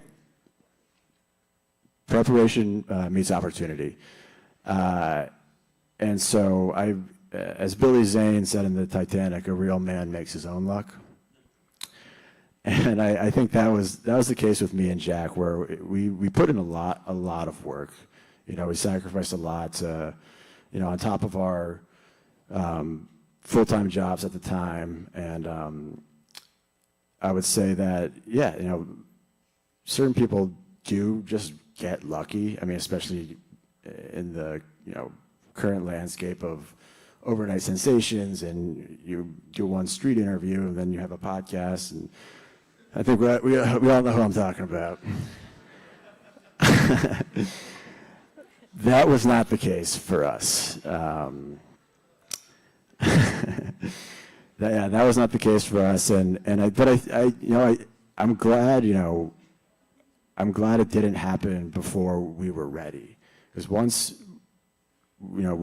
the account got popular, like we had the expertise, we had the skill set, like we were prepared.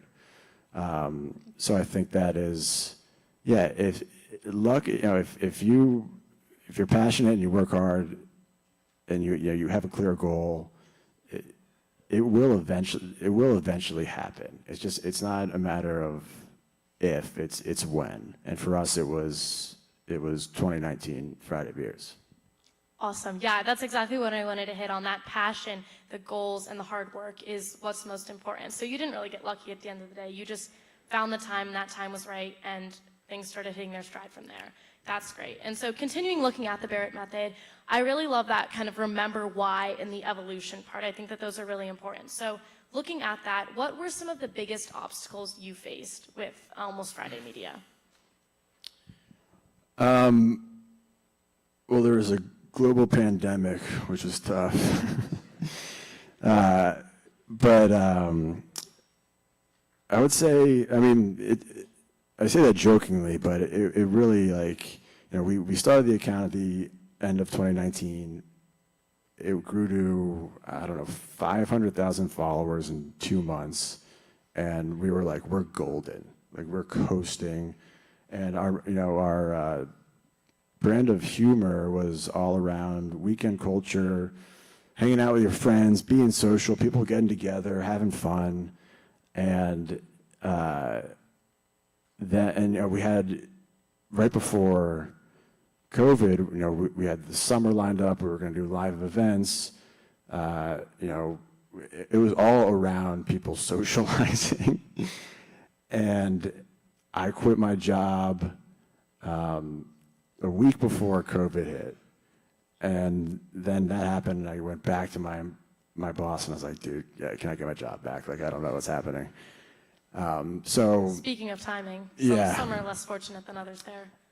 And, but yeah, it was all about, you know, kind of taking calculated risks, like making sure that, you know, we could pay ourselves salary and that the business was going to be sustainable. So that was a huge obstacle because it threw everything off. Like the initial strategy, we kind of had to scrap or we had to huddle and like rethink, okay, what are we going to do now that people are at home? They're not going out. You know, we can't make the same jokes. We can't have the same tone in our comedy.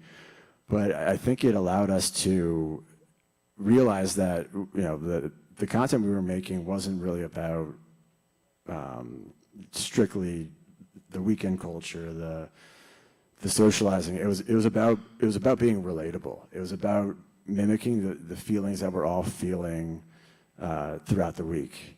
You know, each day, you know, when you're getting ready for the weekend or you're, you know, a little depressed on Sunday, Monday, and, you know, for the summer of 2020, it was basically we were talking to how everyone was feeling, which, you know, we're all cooped up, you know, we're on Zoom, you know, we're watching movies, we're yeah, you know, doing COVID things. And we were able to, that's when we were able to really kind of evolve and show that we're not just a one-trick pony, and that, you know, the community we build, you know, looked to us to kind of guide them through this time. And we also were able to flex our writing chops a bit, and we started writing fan fiction and do different types of content. And in a weird way, I think it, you know, benefited us because it forced us to step out of our comfort zone and prove to ourselves that, you know, this isn't just yeah, like I said, this isn't one note. There's range to the account. There's a community that is, you know, loyal and wants to engage with us. So we were able to overcome that obstacle.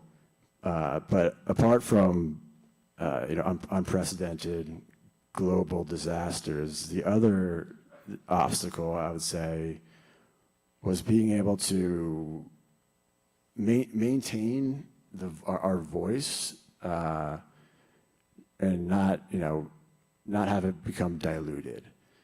And because, you know, we built a brand before building a company, and, you know, the integrity of your brand is so critical.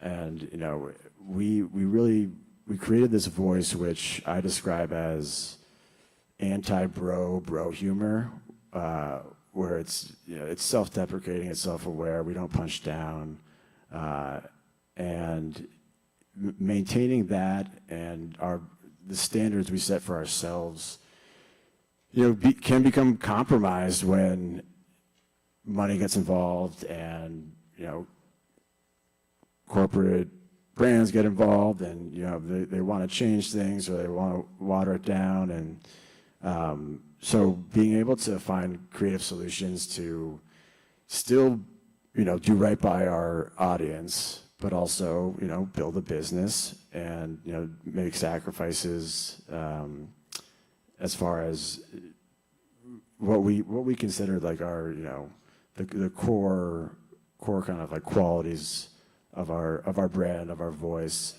It's that's still something we battle with. So I think maintaining the integrity of the brand voice is always going to be an obstacle, and it's it's something that you gotta really pay attention to. Awesome. I think we have time for one more question here. If you do have anything quick to say, I was really curious, you know, as the Chief Creative Officer and working with so many brands and so many people, just really quickly talking about teamwork and how do you feel like you motivate a team, and then we'll do one following question. Sure. Yeah. It was weird for me to go from a doer to a delegator, and you know, once we established our brand, you know, we had the following. Then we began to recruit other creators and you know, people who, you know, identified with our voice and lived within kind of you know, our themes and our brand guidelines. And I would say the best way I found it to motivate people is to lead by example. You know, I think if you're passionate and you're energized and you're encouraging and you're setting that tone every day, that's going to motivate people to match that energy. And one thing I did as, you know, overseeing my team of editors and writers was, you know, I was always the last guy to leave the office. Even if I didn't have any work to do, you know, I'm staying there until, you know, asking if they need help, making sure that they feel valued, appreciated. I think leading with empathy is critical. You know, you got to really understand that, you know, these people are working their asses off, and you know, they deserve recognition, and they just deserve emotional support. And I think that can get lost, where it's like, okay, just go do your job.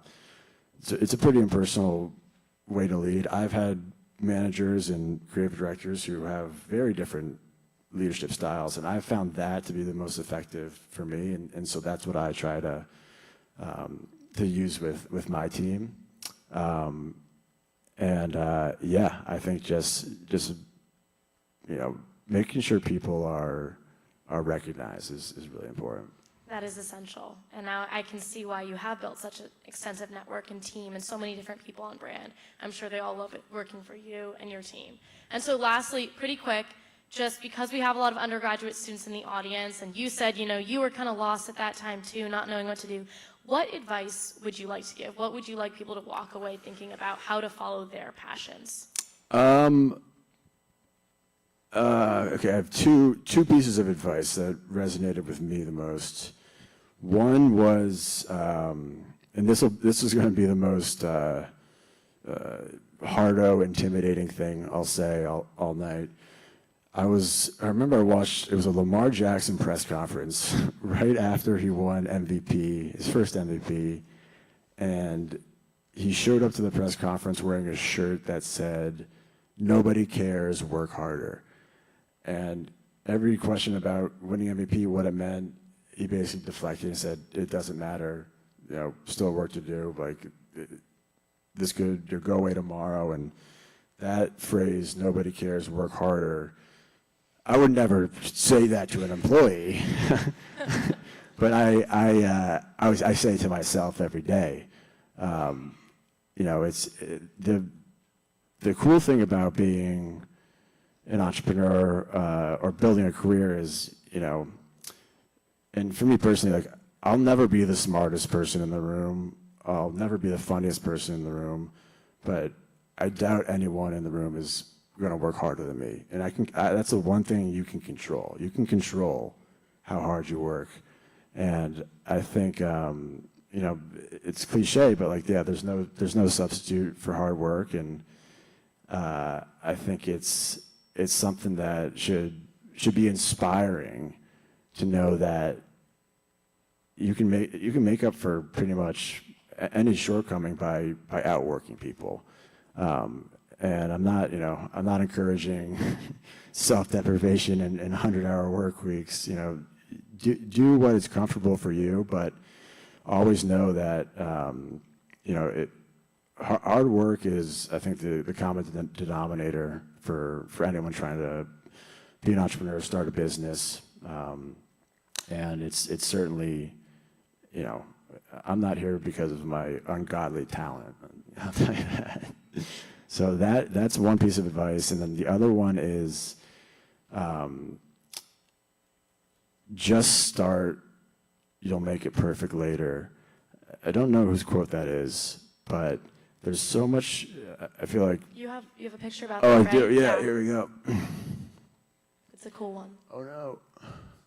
Just start, make it perfect later. So those are screenshots of the first video I ever made. It was at Georgetown.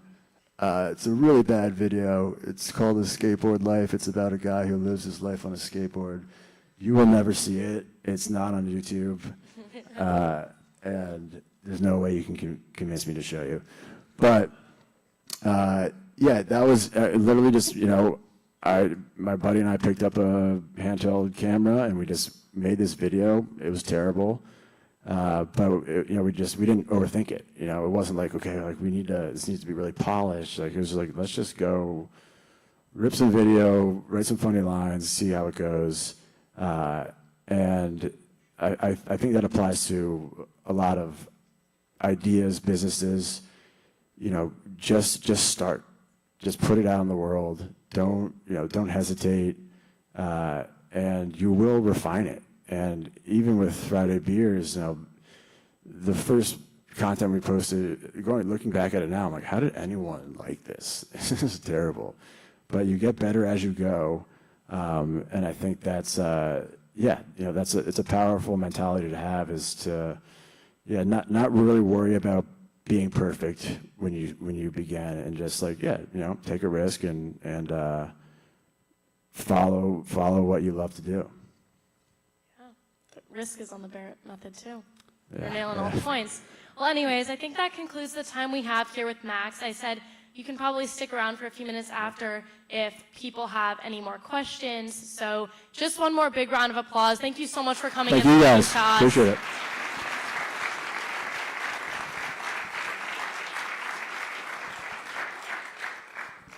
All of our founders have definitely been working hard and taking that first step. Sometimes that first step is the hardest. So thank you for that advice. I'm sure a lot of us here in the crowd can definitely implement that.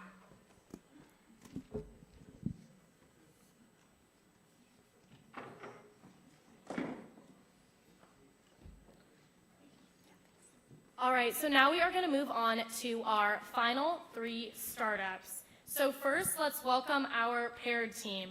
You know them, you love them, you may even have a class with them because they're all undergraduate students. So let's welcome up Dylan, Henry, and Matt.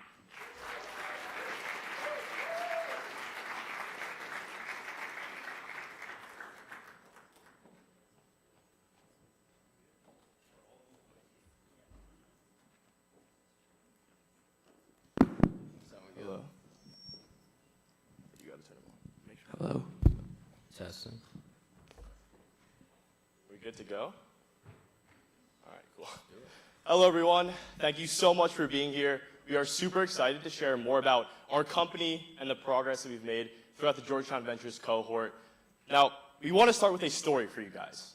This is a story about John. He is a high school senior with big dreams to attend a top university. He's tried all the traditional routes to learn more about his options, but he still can't decide where he wants to ED. Fundamentally, he's finding it hard to figure out where he'd be happiest at. Now this story hits close to home because John was me just 2 years ago. I remember sitting across from my college counselor, hoping for some insight, for some spark of inspiration into what my future might look like. But all I got were rankings, admission statistics, and polished brochures that couldn't answer the questions that mattered the most. Would I feel happy? Would I feel comfortable? Would I feel at home at my given choice of university? And so I turned to alumni networks, hoping to answer these questions, but I kept hitting dead ends. The few connections I managed to make felt disconnected and sometimes couldn't answer the realities of the questions I wanted. And this felt backwards to me, for a society as advanced and interconnected as the one that we live in today, that there was no avenue for students to obtain truly transparent and accurate information. And I knew there were many other students out there like myself, heading into perhaps one of the most important decisions of their lives with ill information. Now this story right here is exactly why we built Paired. Us as a team realized that every single avenue to learn more about a school was fundamentally flawed in that it lacked either personalization or deep insights. And so, what does that really mean? Let's take a look at the current market. College tours are great for a high-level overview of campus life, but they are standardized, scripted, and lack the individualized attention that every single applicant deserves. Now, private college advisors can give you that individualized attention, but only for your application. They just aren't equipped with the knowledge to give you insights into what life is really like at any given university. And if you turn to leverage your alumni base, you are met with the possibility of a short list of recent graduates that you know within your network. And so there are companies in this space that try to deliver this information to students, but it just misses the mark when it comes to the needs of applicants. No one has built a standardized way for college applicants to receive a highly fundamental and deeply insightful look into college life. And so we built Paired. Paired is a peer-to-peer platform that connects high school students with current college students at their universities of interest. We leverage the single most relevant and accurate resource into university life, the college students themselves. But we don't just match high school students up with any college student. We match them with someone they truly see themselves in. So think academic area of interest, majors, minors, extracurriculars, perhaps clubs they're interested in pursuing, such that the calls that we facilitate can genuinely pertain to what matters to each unique student the most. And this is the beauty of our service, because we empower our advisors to share their stories, to share their messages, such that we can discuss not only the good, but also the bad. Now, all this sounds great in theory, right? You have an amazing speaker in Henry, but we wanted to validate this assumption. And so we started by talking about the school that we knew best, Georgetown University. Luckily, we all have younger siblings who are currently going through this application process, and so they were able to send us some users. And after just 10 calls, it was clear to our team that every single user was walking away with some sort of value. They were walking away with not just an understanding of Georgetown as a whole, but what their life might be like if they chose to attend this university.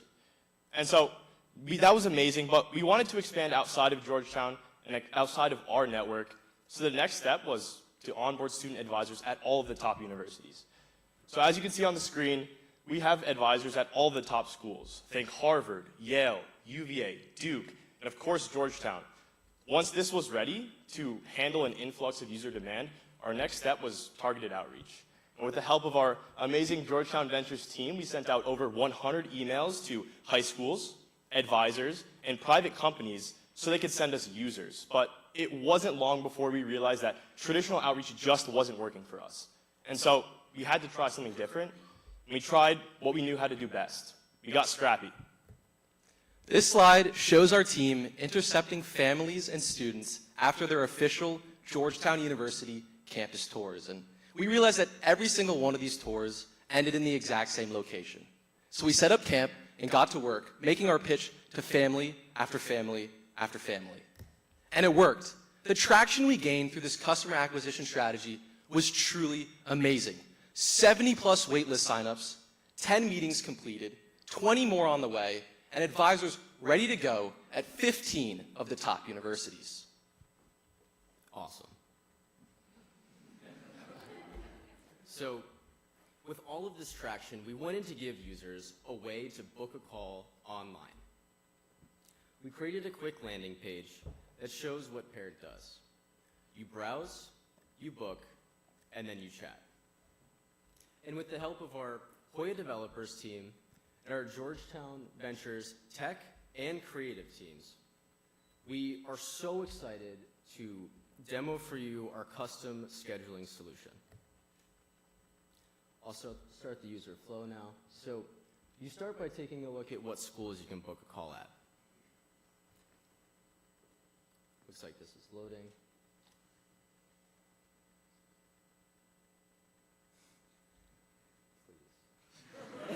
Please.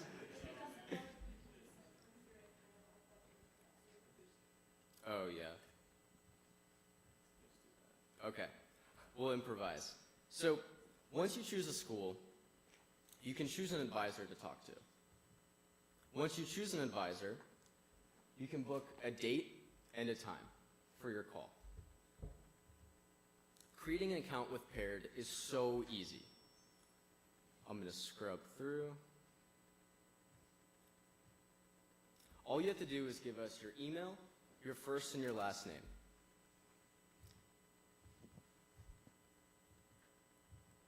After that, you give us a one-time, or you verify with a one-time password, and then you just tell us a little bit about yourself. You only do this once. You tell us what high school you went to, when you intend to graduate high school, and after that, you get to customize your Paired call. You tell us just how structured you'd like it to be by telling us how much you already know about the university that you're calling at. And you can even leave a note with your advisor.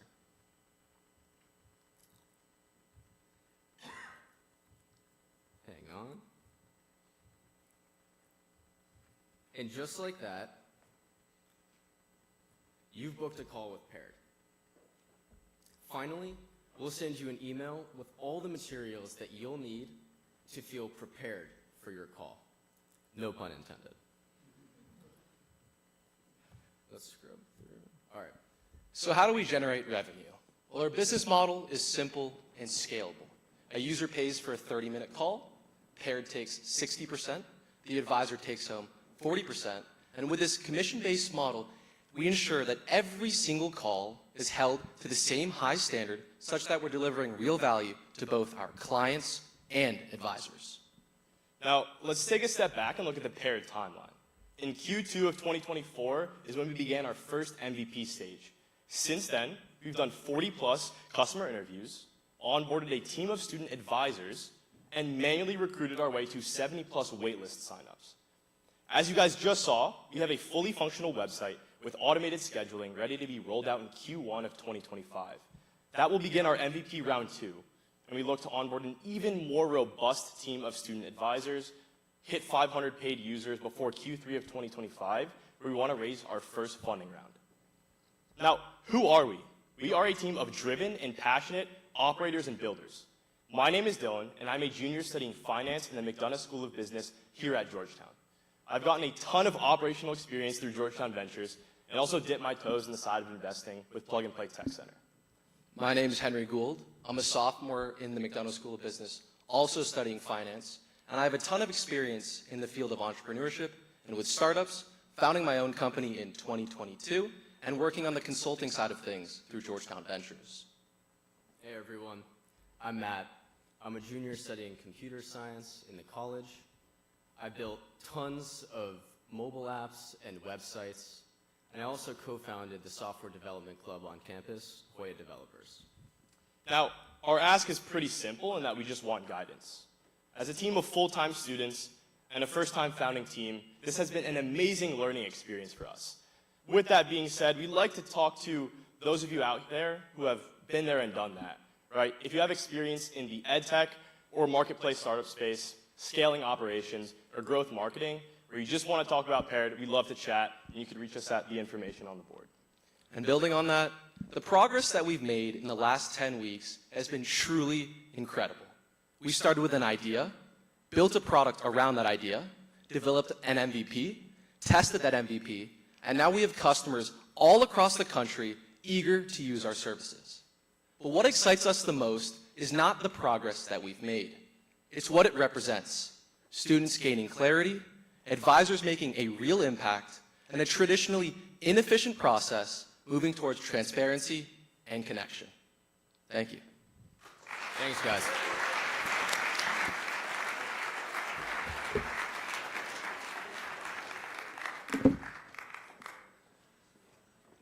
Thanks, guys. It's so cool seeing students, just like so many of us, taking a brilliant idea and running with it. Just like Max said, you just have to start and you can make it perfect later, and you guys are well on your way. I'm so impressed, truly, from working with all of you in GV and even having a class with you, Matt, back freshman year. It's so impressive to see that you guys are doing that. So moving on to our next startup is Stream Media. This husband and wife duo is changing the game for digital signage and advertising. So here comes Anthony to tell us about how Stream is addressing the content gap in the infotainment market.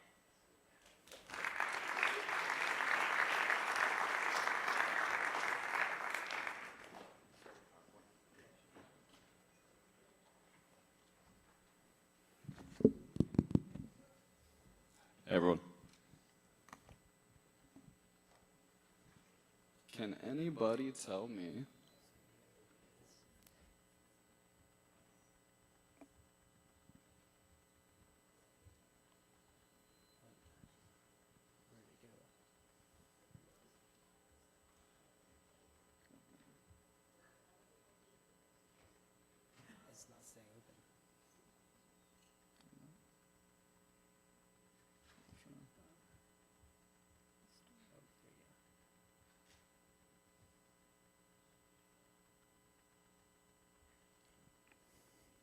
Thank you so much.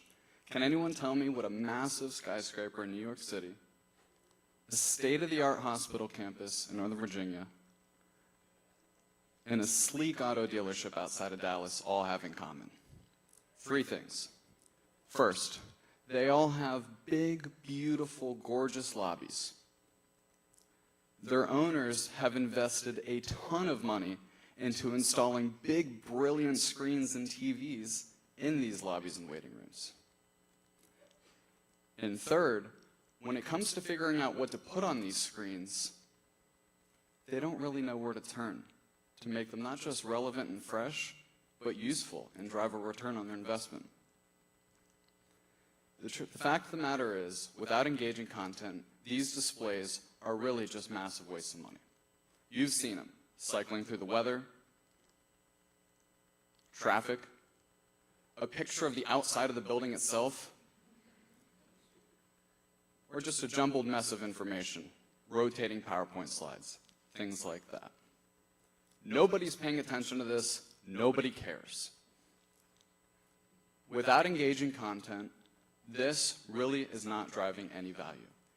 Stream Media is addressing this gap by bringing engaging infotainment content to the world of digital signage. We look at displays like that and says, this can be better. We are a husband and wife team that co-founded Stream to bring engaging content to the world of digital signage, because we believe that these displays present a real opportunity for signage owners to grow their business. How's that? First, our custom content solutions are helping digital signage owners maximize the utility and value of their displays. We produce and license custom branded broadcast news style content feeds for digital signage owners to plug, play, and instantly transform their digital signage into powerful marketing tools in their locations. How do we do it? Our on-air newsroom production talent, combined with our graphic design capabilities, allows us to deliver what is effectively company's very own broadcast news channel just for their digital signage. These turn digital signage into incredibly engaging touch points that people are drawn to and want to receive information from. What does this look like, and why are these such engaging touch points? It's simple. Just look at the world of broadcast news. Americans love broadcast news. We have voted over and over, this is an information medium that we are paying attention to. We love anchors, we love sexy studios, but really what grabs our attention are those. That's a chyron. That's a screaming headline in the lower third that tells you, this is what I need to know. This is what's important. I promise you, you've never walked by a TV with one of these headlines without at least glancing, what is that saying? We are bringing that engagement to the world of digital signage by producing our own broadcast channels for organizations to capture viewers' attention and share with them the message that they want to receive. What does this look like in practice? Well, a dentistry practice running 10 to 15 minute looped feeds of marketing and communications materials that we're creating for them with their priority messaging and marketing material might see an increase in the number of signups for Invisalign or other add-on services that they provide. Or let's say it's a mid-sized auto dealership network in the Mid-Atlantic, seeing a measurable increase in the amount of customers coming to them asking for add-on services and maybe tire rotations that they're advertising through our channels. Or be it a single wealth management office that wants to communicate not only things that they're doing in the community, but maybe lesser known financial services that they provide to customers that expands the scope of their relationships with their clients. We are producing custom content solutions for organizations big and small to help them not only put something on their screen, but turn it into a powerful engagement touchpoints to drive growth. The second way that we are changing the digital signage market is by growing our partnership and distribution network to make it easier than ever for signage owners to access our content. This is important for two reasons. First, digital signage is a massive and growing market, so we want to grow as many partnerships as we possibly can to get access to those partners and users. And when I say partners, I mean established industry players that have the tools, whether it's on the hardware or software side, and have the relationships with the end users that we're trying to tap into. Digital signage is a $26 billion market. It's going to grow really massively here over the next few years as more screens, a little preview there, screens start digitizing, and more people are not only building new buildings and putting TVs in them, but also taking their static displays and converting them into digital displays. The second reason why we want to be partnering with these established industry players is because they're reliable. Like Adam Vinatieri lining up for a game-winning kick in the Super Bowl, we want to make sure that the people that we're giving our content to can reliably deliver it to the end user. A major pain point in the digital signage industry is blank displays, paused content, or any other sorts of random problems that signage owners run into on a day-to-day basis. We are working with established industry players to make sure that our content is really accessed in a frictionless way by our end users.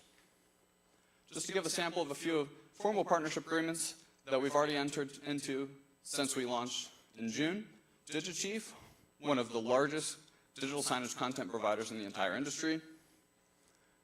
Now Signage, one of the biggest content management system software providers in the entire industry.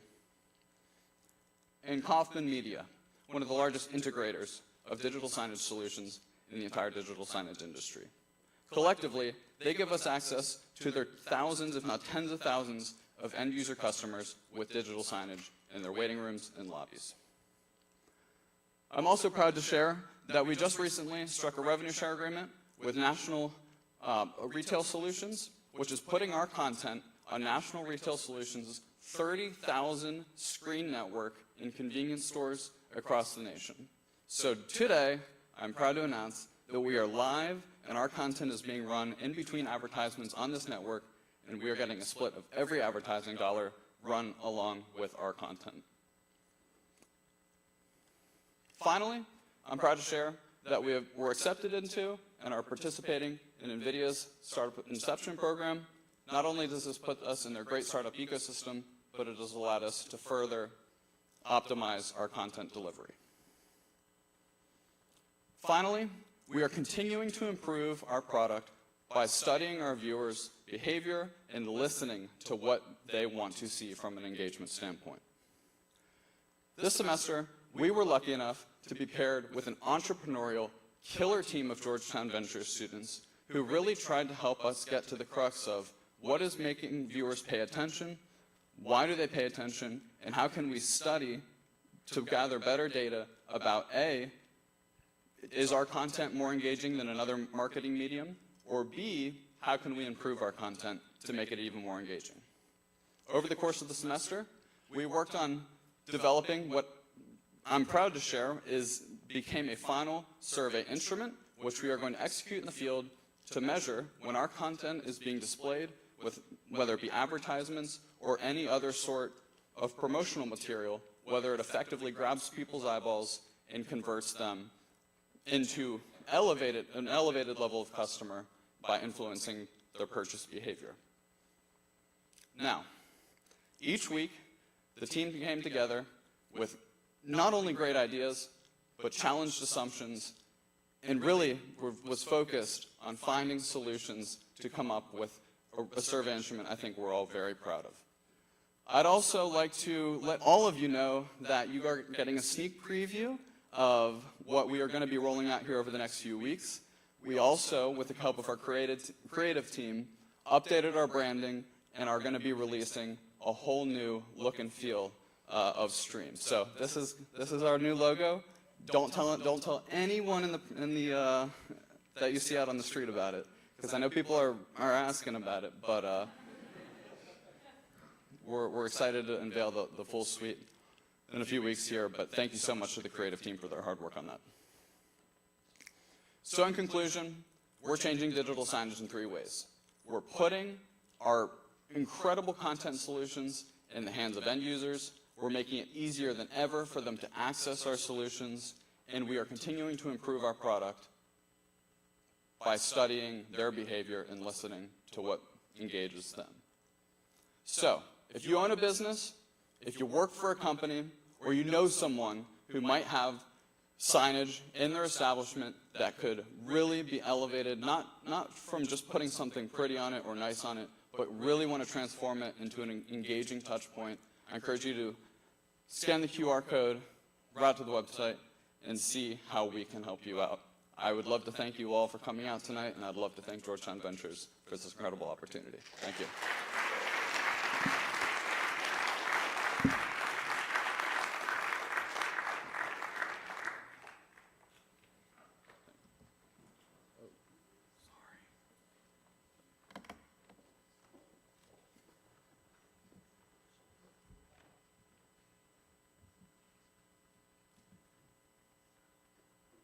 All right, thank you so much, Anthony and Stream, for sharing with us today. Next time I am painfully waiting in a doctor's office or even just walking through the Levy Center, I will be sure to think of Stream and acknowledge the digital signage. Thank you so much, and the new logo looks great, creative team.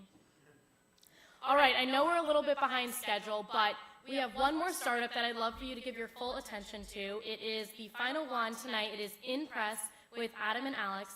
And this app gives users a new way to connect with friends and potential romantic interests. Or should I say, a news way to connect.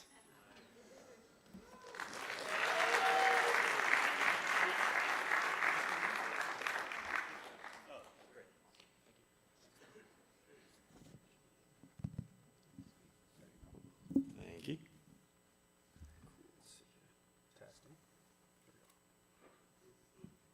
Testing. All right. Would you like to drive? Yeah, let's do it. Except I saw everyone accidentally clicking too far ahead, so I'm going to be really light on this thing. Cool. Well, hello, everyone. I'm Alex Long, the CTO and co-founder of InPress. And I'm Adam Harder, the CEO and co-founder of InPress. So I just want to open actually with a quick poll. So how many of you can think of somebody in your life who's kind of gone down a social media rabbit hole maybe over the past couple of years, maybe has gotten a little isolated and more extreme in their views? Just put your hand up. Okay. And keep your hand up for a second. Think about that person a few years ago, before they went down that rabbit hole, and keep your hand up if they were more, I don't know, open, if they were more connected to the people around them. Okay, so take a look around the room. Like, most of us still have our hands up, right? So this is striking, right? And, you know, these social media apps, which are supposed to bring us together, are doing anything but that. So this idea came about back in 2016 when I first noticed that this was really taking place. Yes, 2016, don't worry. We actually just founded the company last year. But this idea hit me when I was doing a master's at, I know your all's rival, Syracuse, in their Journalism Innovation Masters at Newhouse School. And the thesis challenged us to solve this exact problem, a problem in the media with technology. And to me at this time, I was in the Air Force stationed overseas as a broadcast journalist. And I think I probably thought naively that everyone was living their best life in this Facebook age with Snapchat back then, where we were all going to become naturally an egalitarian, more open, culturally sensitive society because we could see all the stuff happening around the world.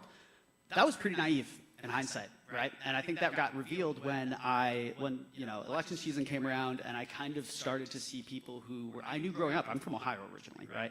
And I would have, this is true, I would have family members who are otherwise successful, worldly people come up to me and be like, hey, you're a journalist, have you gotten the beat on a politician being like a lizard person? And I would thought they were joking, but they were serious. And it was like, oh my God, no, this actually, it's very easy to mold people's minds when they don't know how to have their guard up from basically established media literacy. And that was what I wanted to solve. So yes, Cupid, we have a problem. These algorithmic feeds, which are designed to drive addictive behavior, are doing just that, and in the process undermining the connection that we're all actually pursuing. Right, that's right. And this is affecting, obviously, friendships and family, but it's also happening at a romantic level, right, where maybe partners are starting to feel a lot more separated from each other as well. And so when objective fact loses value, that's inherently bad for journalism. And it's obviously bad for society as well, because we are not basically able to discern fact from fiction as often, and in turn, we're becoming less educated and not able to connect with as many humans in the process. So let's start out with these first two data points at the top, right? These are the ones we're going to focus on. The fact of the matter is that substantive journalism is losing, and clickbait algorithms that are based on engagement have no room or space for depth and nuance. Depth and nuance takes time. And that's not something that a quick engagement algorithm can facilitate because it needs to feed you more and more and more and keep your attention going. Where's the time for nuance in that? At the same time, oh, and I should also mention actually on that point, that's exactly why since 2022, 20%, there's been an increase in 22% of TikTok news consumption in those last few years. Did you know actually that 52% of TikTok users have TikTok as their main source of news? Do you think TikTok has the same journalistic ethics as a lot of these news outlets does? Do you think they're really like policing that in quite the same way? Absolutely not. Actually, we're going to go back to this, and this is also reflected in the connection space as well, right? Think about dating apps that you've been on before. They're topical, they're surface level, they're user generated, right? There's not really that much time for nuance either. It's a lot of what can you say about yourself, how cute can you make yourself look, how clever can you be in a quick bio, but they're not really telling data points because again, more, fast, and you're basically treating human beings like items on a store shelf. This is the crux of the entire issue here. Quick dopamine hits equal the death of depth. There is no space in this current media ecosystem for us to actually slow down and understand the world around us, how we fit into it, and why things actually happen for the ways that they do. And in turn, it's making us lonelier. So enter Impress. We are the first news-based dating and friends app, and we're actually using factual news as a conduit to deliver that meaningful connection and love that we are all pursuing, unless you already have a girlfriend. But they're still friends. So we find that telling someone that they should consume more factual news, less emotionally appealing news, is something that we all know to be true, but it's like telling someone to eat their veggies. You know, when left to their own device, they're probably going to choose the chocolate. So we decided to do a different sort of appeal to emotion, which is through love and connection, by making media literacy sexy. And the way that we do that is we take factual news, all vetted outlets. As a former journalist, we take a lot of pride in that, and we basically make it the means to an end for a new, inherently deep form of human connection. Because people don't want to take the time to read along news a lot of the times. That's fine. That's the world that we live in now. But would they be willing to do it if we could promise them that they would have a deeper connection, a romantic partner, a best friend by the end of it? It just so turns out that using factual news is a fantastic data conduit to get there, as we'll show you in a little bit. So let's walk through how the flow works a little bit. You're on the app and you have a news feed. So you look at an article that you're interested in, you read it, and you rate it. And from that, we're able to pull out the interest that you have over time. Now, you're not telling us that you're interested in healthy cooking. We're picking that up by the fact that you're reading articles. Once you've rated some articles, we use AI to actually show you other users as potential matches, which we call leads. You can thank the journalist over here for that name. And so we're showing you the leads as well as your shared interests with them. And by default, we will actually show your most similar matches, but you can tweak that in the configuration if you're a believer that opposites attract, and you can actually match with people who are less similar to you as well. Yeah, that's right. And actually, I'm going to take a quick step back because I realized I skipped right past this. Is actually the rating system right here, right? This is what we ask users. We'll show you an article on the app. You can choose to read and not read what you want, but we'll say, how does that article make you feel? Rate in emojis. How interesting, 1 to 5, and how important is it? And those topical ratings of the content are what actually get you the outcomes. You never really get to explicitly say what you're into, and that's the point, is that high-level chaos theory, quickly identifying your interest at scale in the back end with our proprietary AI matching algorithm. On that note, though, every single outlet that we feature on Impress is vetted and reliable, as I mentioned. And you might be asking yourself, okay, well, who's determining that? We actually partner with a company called Adfontes Media. Maybe some of you have seen on social media, there's that like media bias chart. It kind of looks like an upside-down U and has a bunch of logos of different news outlets. That's the company that does this. And they basically have a little army of researchers, more than we could ever do, to determine the lean and reliability of these outlets. And the reason that we do this, if you're curious, actually, is a fun example, is that it's not only the ethical thing to do, but it's more efficient for the data, right? So if I was to show Joey here an article that says water is wet, right? And then I showed you an article that says water is wet, but there's too much of it because of Democrats. And I showed you an article that's water is wet, but there's not enough because of Republicans. And I asked you guys, how does that article make you feel? You would rate it most likely in wildly different ways, right? And so it actually is better for the user to start everyone at net neutral 0. You can feel however you feel or care about water being wet, but that's the point. Because we can quickly identify not just your core interest there, but the weird periphery of what makes you a unique individual. And that's where the actual interesting matching happens anyways.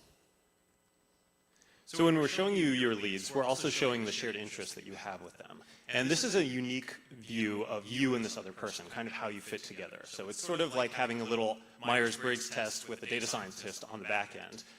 Or Spotify Blend, if you were more familiar with that, except instead of for music, it is for everything. So we're showing you that, and then we're showing you the shared interests not only as things you have in common, but also as icebreakers. So you could say, hey, we're both into the 9:30 club, and now you have your first date idea. So we want to just stress here that we are building bridges, not worsening divides, which is always the point of this idea. But there's a distinction to be made here, right? We're a matchmaking app that features news. We're not a news app that features matchmaking. And the reason that we say that is that we have an inherent need to obviously keep this an approachable place that you want to connect to. We can't, if we just match people on a bunch of, toxic political topics, that would be a pretty icky place to find love, wouldn't it? But it's also, again, the ethical thing to do. But that's why you can't match on things that are specifically political, anything hateful, anything toxic in that way, right? This is kind of a dark humor joke, but it's not actually a joke. This is reality, right? Like, we don't filter the news itself. You'll see all the news on Impress, but we're not going to let people match on things like school shooting or like neo-Nazi. These are real things in the news, but we can't have people forming relationships on them. And we're not going to be a part of that. We're not even going to give it a chance to thrive on this app, like unlike other social media outlets. Our news feed works a lot like an old school newspaper. For those of you, I know there's probably a lot of young people in this room. Basically how that works is we have a finite amount of news on a news feed, changes every day. It's hyper-local, specific to that area. We still have some national outlets, but you'll see a lot of things like the Washingtonian or even Popville in some cases, right? That's not only good for local news, but it also helps create more tangible match interests, right? Like, sure, we'll show you some national level outlets, but maybe it's not as interesting to know how you feel about a national level policy. I want to know how you feel about that Lebanese restaurant that just opened in Adams Morgan. And you can actually match on that because that's a tangible thing that you can now walk out and say, hey, we both love that we're into that new Lebanese restaurant. You want to go catch a meal sometime? It makes the whole experience more expedited and more human. Oh, and I should also mention that this is getting some pretty big national level support, right? We just found out 2 weeks ago that Drew Barrymore was talking about it on the Drew's News segment. It's not available in New York yet. And so it's great to see that these theories are being confirmed at a very large level, and it gives us a lot of hope that it's going to be widely adopted as we expand. So what is Impress really, right? This is why we put this three-part diagram on here. You might think of us as a dating app. No. You might think of us as a news aggregator or social media. No, we're not exclusively any of those. We're actually right in the middle of all three, which is a net new concept that hasn't existed prior to this. It allows us to keep the parts of these business models that we like and do away with the parts that we don't like.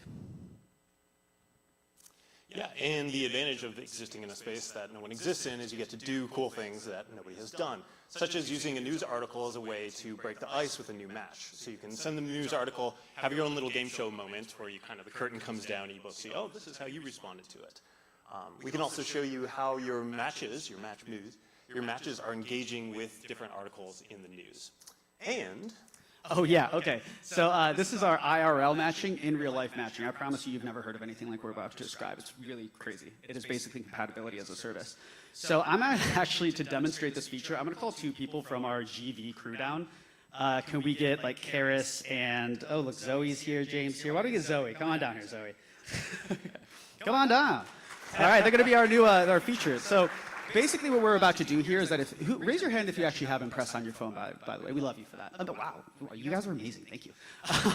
So basically, right now, we've pushed updates on the app where if you open up your profile and you've rated several articles, you can open up this QR code right here and look to your left, look to your right, scan the QR code of the person next to you. You're gonna find out exactly what your subconscious nuanced interests are in real time on any given day, as well as, soon, your match percentage. So we're going to see what they have in common right now. I'm actually thrilled to find out. We have travel photography in common. Oh, really? Okay, nice. And today I actually saw someone that we matched on the new Osteria restaurant in DC, and the other day it was the Beetlejuice movie. I absolutely should have probably called James, because I think one of you has a newer account, so not that much data, but that's besides the point, that's fine. So this is basically how it works. Thank you guys for coming to demo the app. Thanks. So the more you use it, the more nuanced and robust it becomes, right? So that's why we actually incentivize engagement, is that it will start out kind of topical at first because there's just not that much data on you. But as you use it more, we have different tiers, right? So say it's sports, okay? Then it's baseball, then it's Yankees, then it's Derek Jeter. So when you start to match on these very specific things, it makes breaking the ice very intriguing. So why do journalists love Impress? Basically, at a very high level, we give them a new hyper-engaged audience that is younger than anyone the people they're trying to get right now that they're struggling to get. Our average age of our user is 31 years old. The average age of a new subscriber in America is 49 years old. As you'll see in some data I'm going to show you, the engagement levels are pretty insane. And that's what they're excited about. That's why The Atlantic has approached us. That's why The Journal has approached us. Scientific American, despite us only being in DC right now, they want to come to us because we have this audience with this very intriguing non-inferential data. Which is what I'll get to here, is this data that we have. When I say non-inferential, this isn't like, I'll describe this in the way that the head of data at the Axios described it back to me, is it's not like a Facebook like. You can like something for a lot of reasons, but when you're an editor at a magazine or frankly any B2B business, what does that really tell you? That's inferential data. It takes a lot of those likes to figure out the crux of something. It takes you just a handful of Impress articles to find out how any demographic thinks, feels, cares about anything. They're going to tell you explicitly what those reactions are, because the more they do, the better the matches become. And the last thing I'll actually talk about is our future revenue sharing model, which is 15% of our premium revenues, which is one of our 6 revenue streams, goes to the outlets that make it on Impress. Now, bearing in mind, every single outlet on Impress, we've already vetted for neutrality and reliability. So that means only the good players in journalism are actually getting a slice of that pie, which means 15% of premium revenues of a tech company like the one that, if it's making the revenue that we're projecting, is actually a big amount of money for an outlet. So over time, what we're trying to do, long-term vision, is make facts more profitable than clickbait and rage in journalism. Whoa. There we go. Great, cool. So let's talk about market potential. Any of these industries, whether you're talking about dating apps or social media or news, they're all booming in their own right. But put them all together into one platform, and you're basically talking about a multi-billion-dollar market. So there's a lot on this slide. I will draw your attention to the third bullet point for now, which is the broader appeal. And so just estimating, we're looking at potentially 60 million potential users who would be interested in Impress in the US market. And these are people who would be interested in dating, friends, the news, some combination of all of the above. And you can compare that to Hinge, which has 23 million users, or the New York Times, which has 11 million subscribers. So let's actually break this down a little bit of what these revenue streams are. Again, bringing back the Venn diagram, we get to keep what we like, do away with what we don't. Low-hanging fruit, dating app. We're on the dating app, right? We're focusing on premium revenues in Q1 of next year. We've already got some of these features built out, $19.99 a month, totally optional, but it's a more obviously expeditious way of getting matches, and for some outlet partnerships that are seeking us, will probably be a way to actually get past some of the paywalls and ads that are within those articles. Next is a combination of the news aggregator and dating app is Match Ads. This is fun. This is by no means our biggest moneymaker, but it's just one of my favorites. It's like, let's use the 930 Club example, right? Let's just say you did match with somebody on 930 Club. Well, we have 2 people in a localized area who are statistically proven to be among the most unfakeably into something, 930 Club in this case, in the DC area, who are trying to meet. Cuts down 930 Club's customer acquisition costs very easily. So instead of having to blast all that marketing, we give them, hey, 930 Club, here are these people who love what you're selling and want to meet. Give them 20% off their tickets. We just gave you a first date idea. Makes the entire experience of going through the flow that much more human. Because we have a newspaper-style newsfeed, that basically creates a finite amount of space on the newsfeed. So if one of the vetted outlets wants to maybe pay for some more exposure to get the ratings, they really, really want the data on this particular article, they can pay to do that. Newsfeed ads, kind of fun, more fun than ads usually are. It will look like an article on the newsfeed, but it'll say paid partnership, of course, not fooling anyone, but you as the user can rate that and say, how did that ad make you feel? How interesting is it to you? You can rate ads the same way you do other things on the app, and it will still bolster your friends and dating data. And lastly, video story ads. We have been assured by our GV team that the stickiest thing that we can do, quote unquote, shout out to James, is add video stories to our app, which we have always intended to do. But in doing so, kind of like, Instagram stories, Snapchat, it's one more place to put ads on the app. And you can also rate these video stories the same way you can everything else. And there are two options as well that apply to all of these industries. So the first is selling anonymized user data in a privacy-preserving manner. So there are other apps that do this, but you have to remember that our data is not inferential. It's not a heart on an Instagram post, right? It's how they felt, it's how important, how interesting it was. So this really gets to the crux of why they engaged with an article. The second thing is what we demoed here, which is the in real life matching or compatibility as a service. And you could actually see that as a sellable product on its own, even at an event like this, where you're trying to get to know people and you want to do it a little faster. This is a real quote from a user 2 weeks ago. I will be honest with you, this kind of caught us off guard. I did not realize that user behaviors would be changing this suddenly, but it speaks to a wider behavioral shift here, which is that this person was paying for the New York Times. They reached out. By the way, bless you guys if you ever just reach out to companies with feedback. That's like such a nice thing to do. I would never think to do that. But in this case, that's what she did. And she said, I opened up the New York Times app today, but I don't know, I realized I'm not getting that much. I'm not getting as much out of it as like an end user. I want to go, I'm going to open up this in press because I can actually get something more tangible from consuming content there. I can assure you when I actually give that slide to a room full of journalists, there's an audible gasp in the room. So speaking of these competitive advantages, right? First to market, I'd be willing to bet none of you have ever heard of something like Impress before. This has not been done.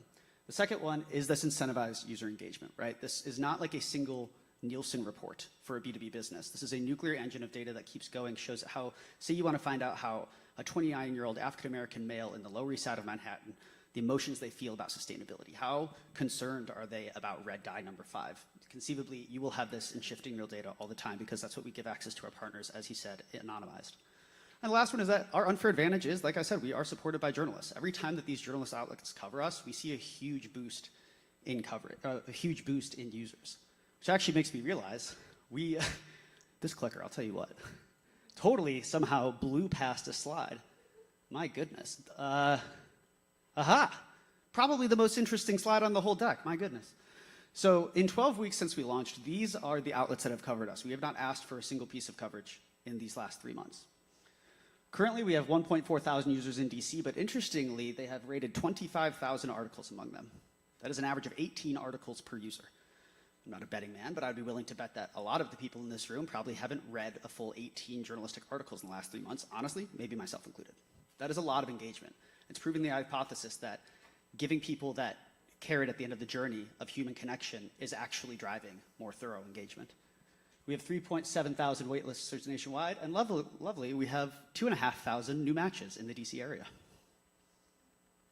Back to 8 slides after this. So we launched in August. We've been going for about 3 months. We've had the privilege of working with Georgetown Ventures and the great crew here helping us with the marketing and tech. We had a great pre-seed fundraising, so we raised $135K friends and family, and we've been developing like crazy in response to user feedback. This month we are actually launching a levels feature to kind of gamify the article raising process. That's right. And so going to Q1 next year, we're going to be launching premium features on our matches as I described. We're also doing our seed raise. and expanding to New York City. And then Q2 and Q3, we'll be launching our newsfeed ads, our third and fourth city, more features, and the show goes on. So also an exciting update here. We are happy to announce, not to be one-upped by Stream because they had a big announcement, that we are launching our ambassador program today. So, if you like free money, Georgetown students, all you have to do is scan this QR code. The more friends you refer, we will pay you in cash. Well, Venmo cash. But there you go. That's how this is going to work. You can go ahead and scan that, sign up there, or you can go to impress.app/referral program. You are officially the first people to hear about this. I see a lot of phones. I'll give you a second. Great. You guys got it? Cool. Okay, speaking of money, this is our ask and the breakdown of it. So we're asking for $1.5 million as an angel investment. The goals, the major ways that we're planning to use this is first to grow our user base in DC, because marketing is very expensive, as you probably know, and then move to New York City as our next stop, as well as other cities in the Northeast corridor. We also have plenty of exciting features that we want to build, and we need the team to build them. So that is also why we're asking for some funding. And the last ask that we have, which is slightly less ambitious, is that you download the app, rate some articles, and spread the word. And the way that you're going to do that is with this code right here. I forgot that we added the team slide back. Yes. This slide right here, this is going to take you directly to our landing page. You can download it for Android or for iOS. It is available right now, as you can tell by our outcomes. And I guess we'll just come back to here, say this is our team. This is Alex and I are the two full-time employees. We have a lovely crew of part-timers here and our GV team. Shout out to them. You guys are wonderful. Thank you for repping the t-shirts today. We love you. And with that, we can't wait to match with you guys on Impress. Find out what weird common interests we have. And until then, stay up to date. Thank you. Thanks, everyone.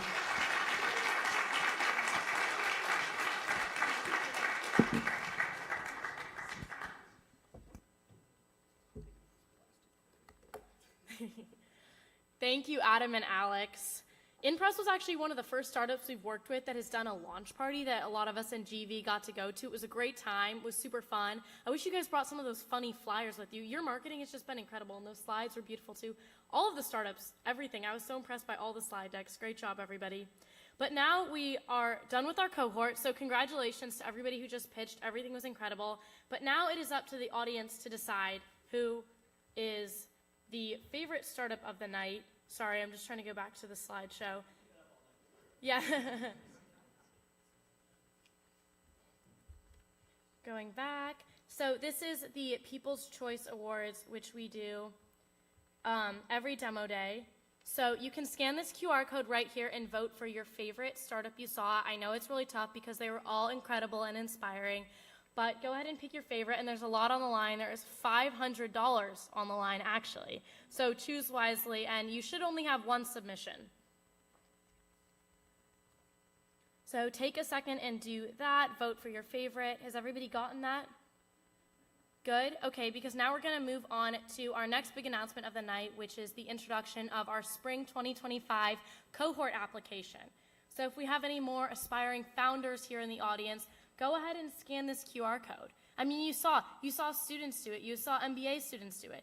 That could be you. You just have to take that idea and run with it. It's so inspiring to see all these people getting up there and sharing something that they're passionate about. And once again, it doesn't have to be perfect. And you'll have a great team of GV members working with you. It's a great opportunity. So go ahead and scan that. I'm going to go back to the People's Choice one more time just in case anybody needs that.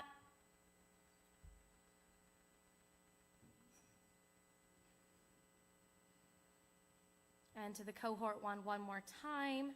I know next year's cohort is going to have some pretty big shoes to fill, but GV has continued to excel every semester. I mean, this semester was incredible. I have strong faith that next semester will be as well. Are the results in? Okay. Do we want to do a drum roll here? All right. Your Fall 2024 People's Choice Startup is paired with founders Dylan, Henry, and Matt. Congratulations.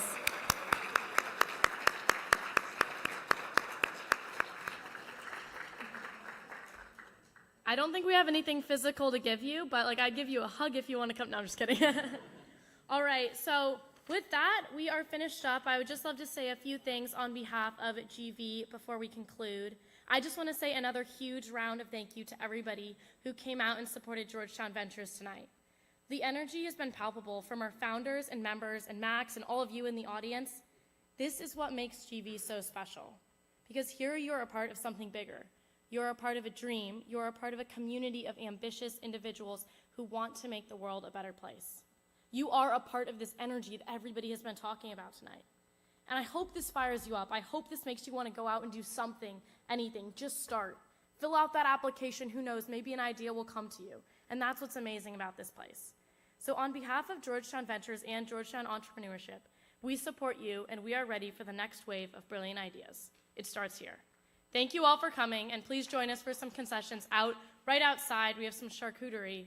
And Andrew, if you have anything else, you're welcome to say something. But thank you. That concludes our event.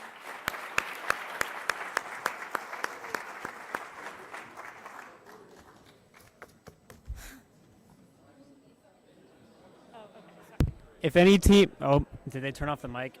I think I turned it off. If any of you guys want pictures, feel free to come up to the front. We have a photographer.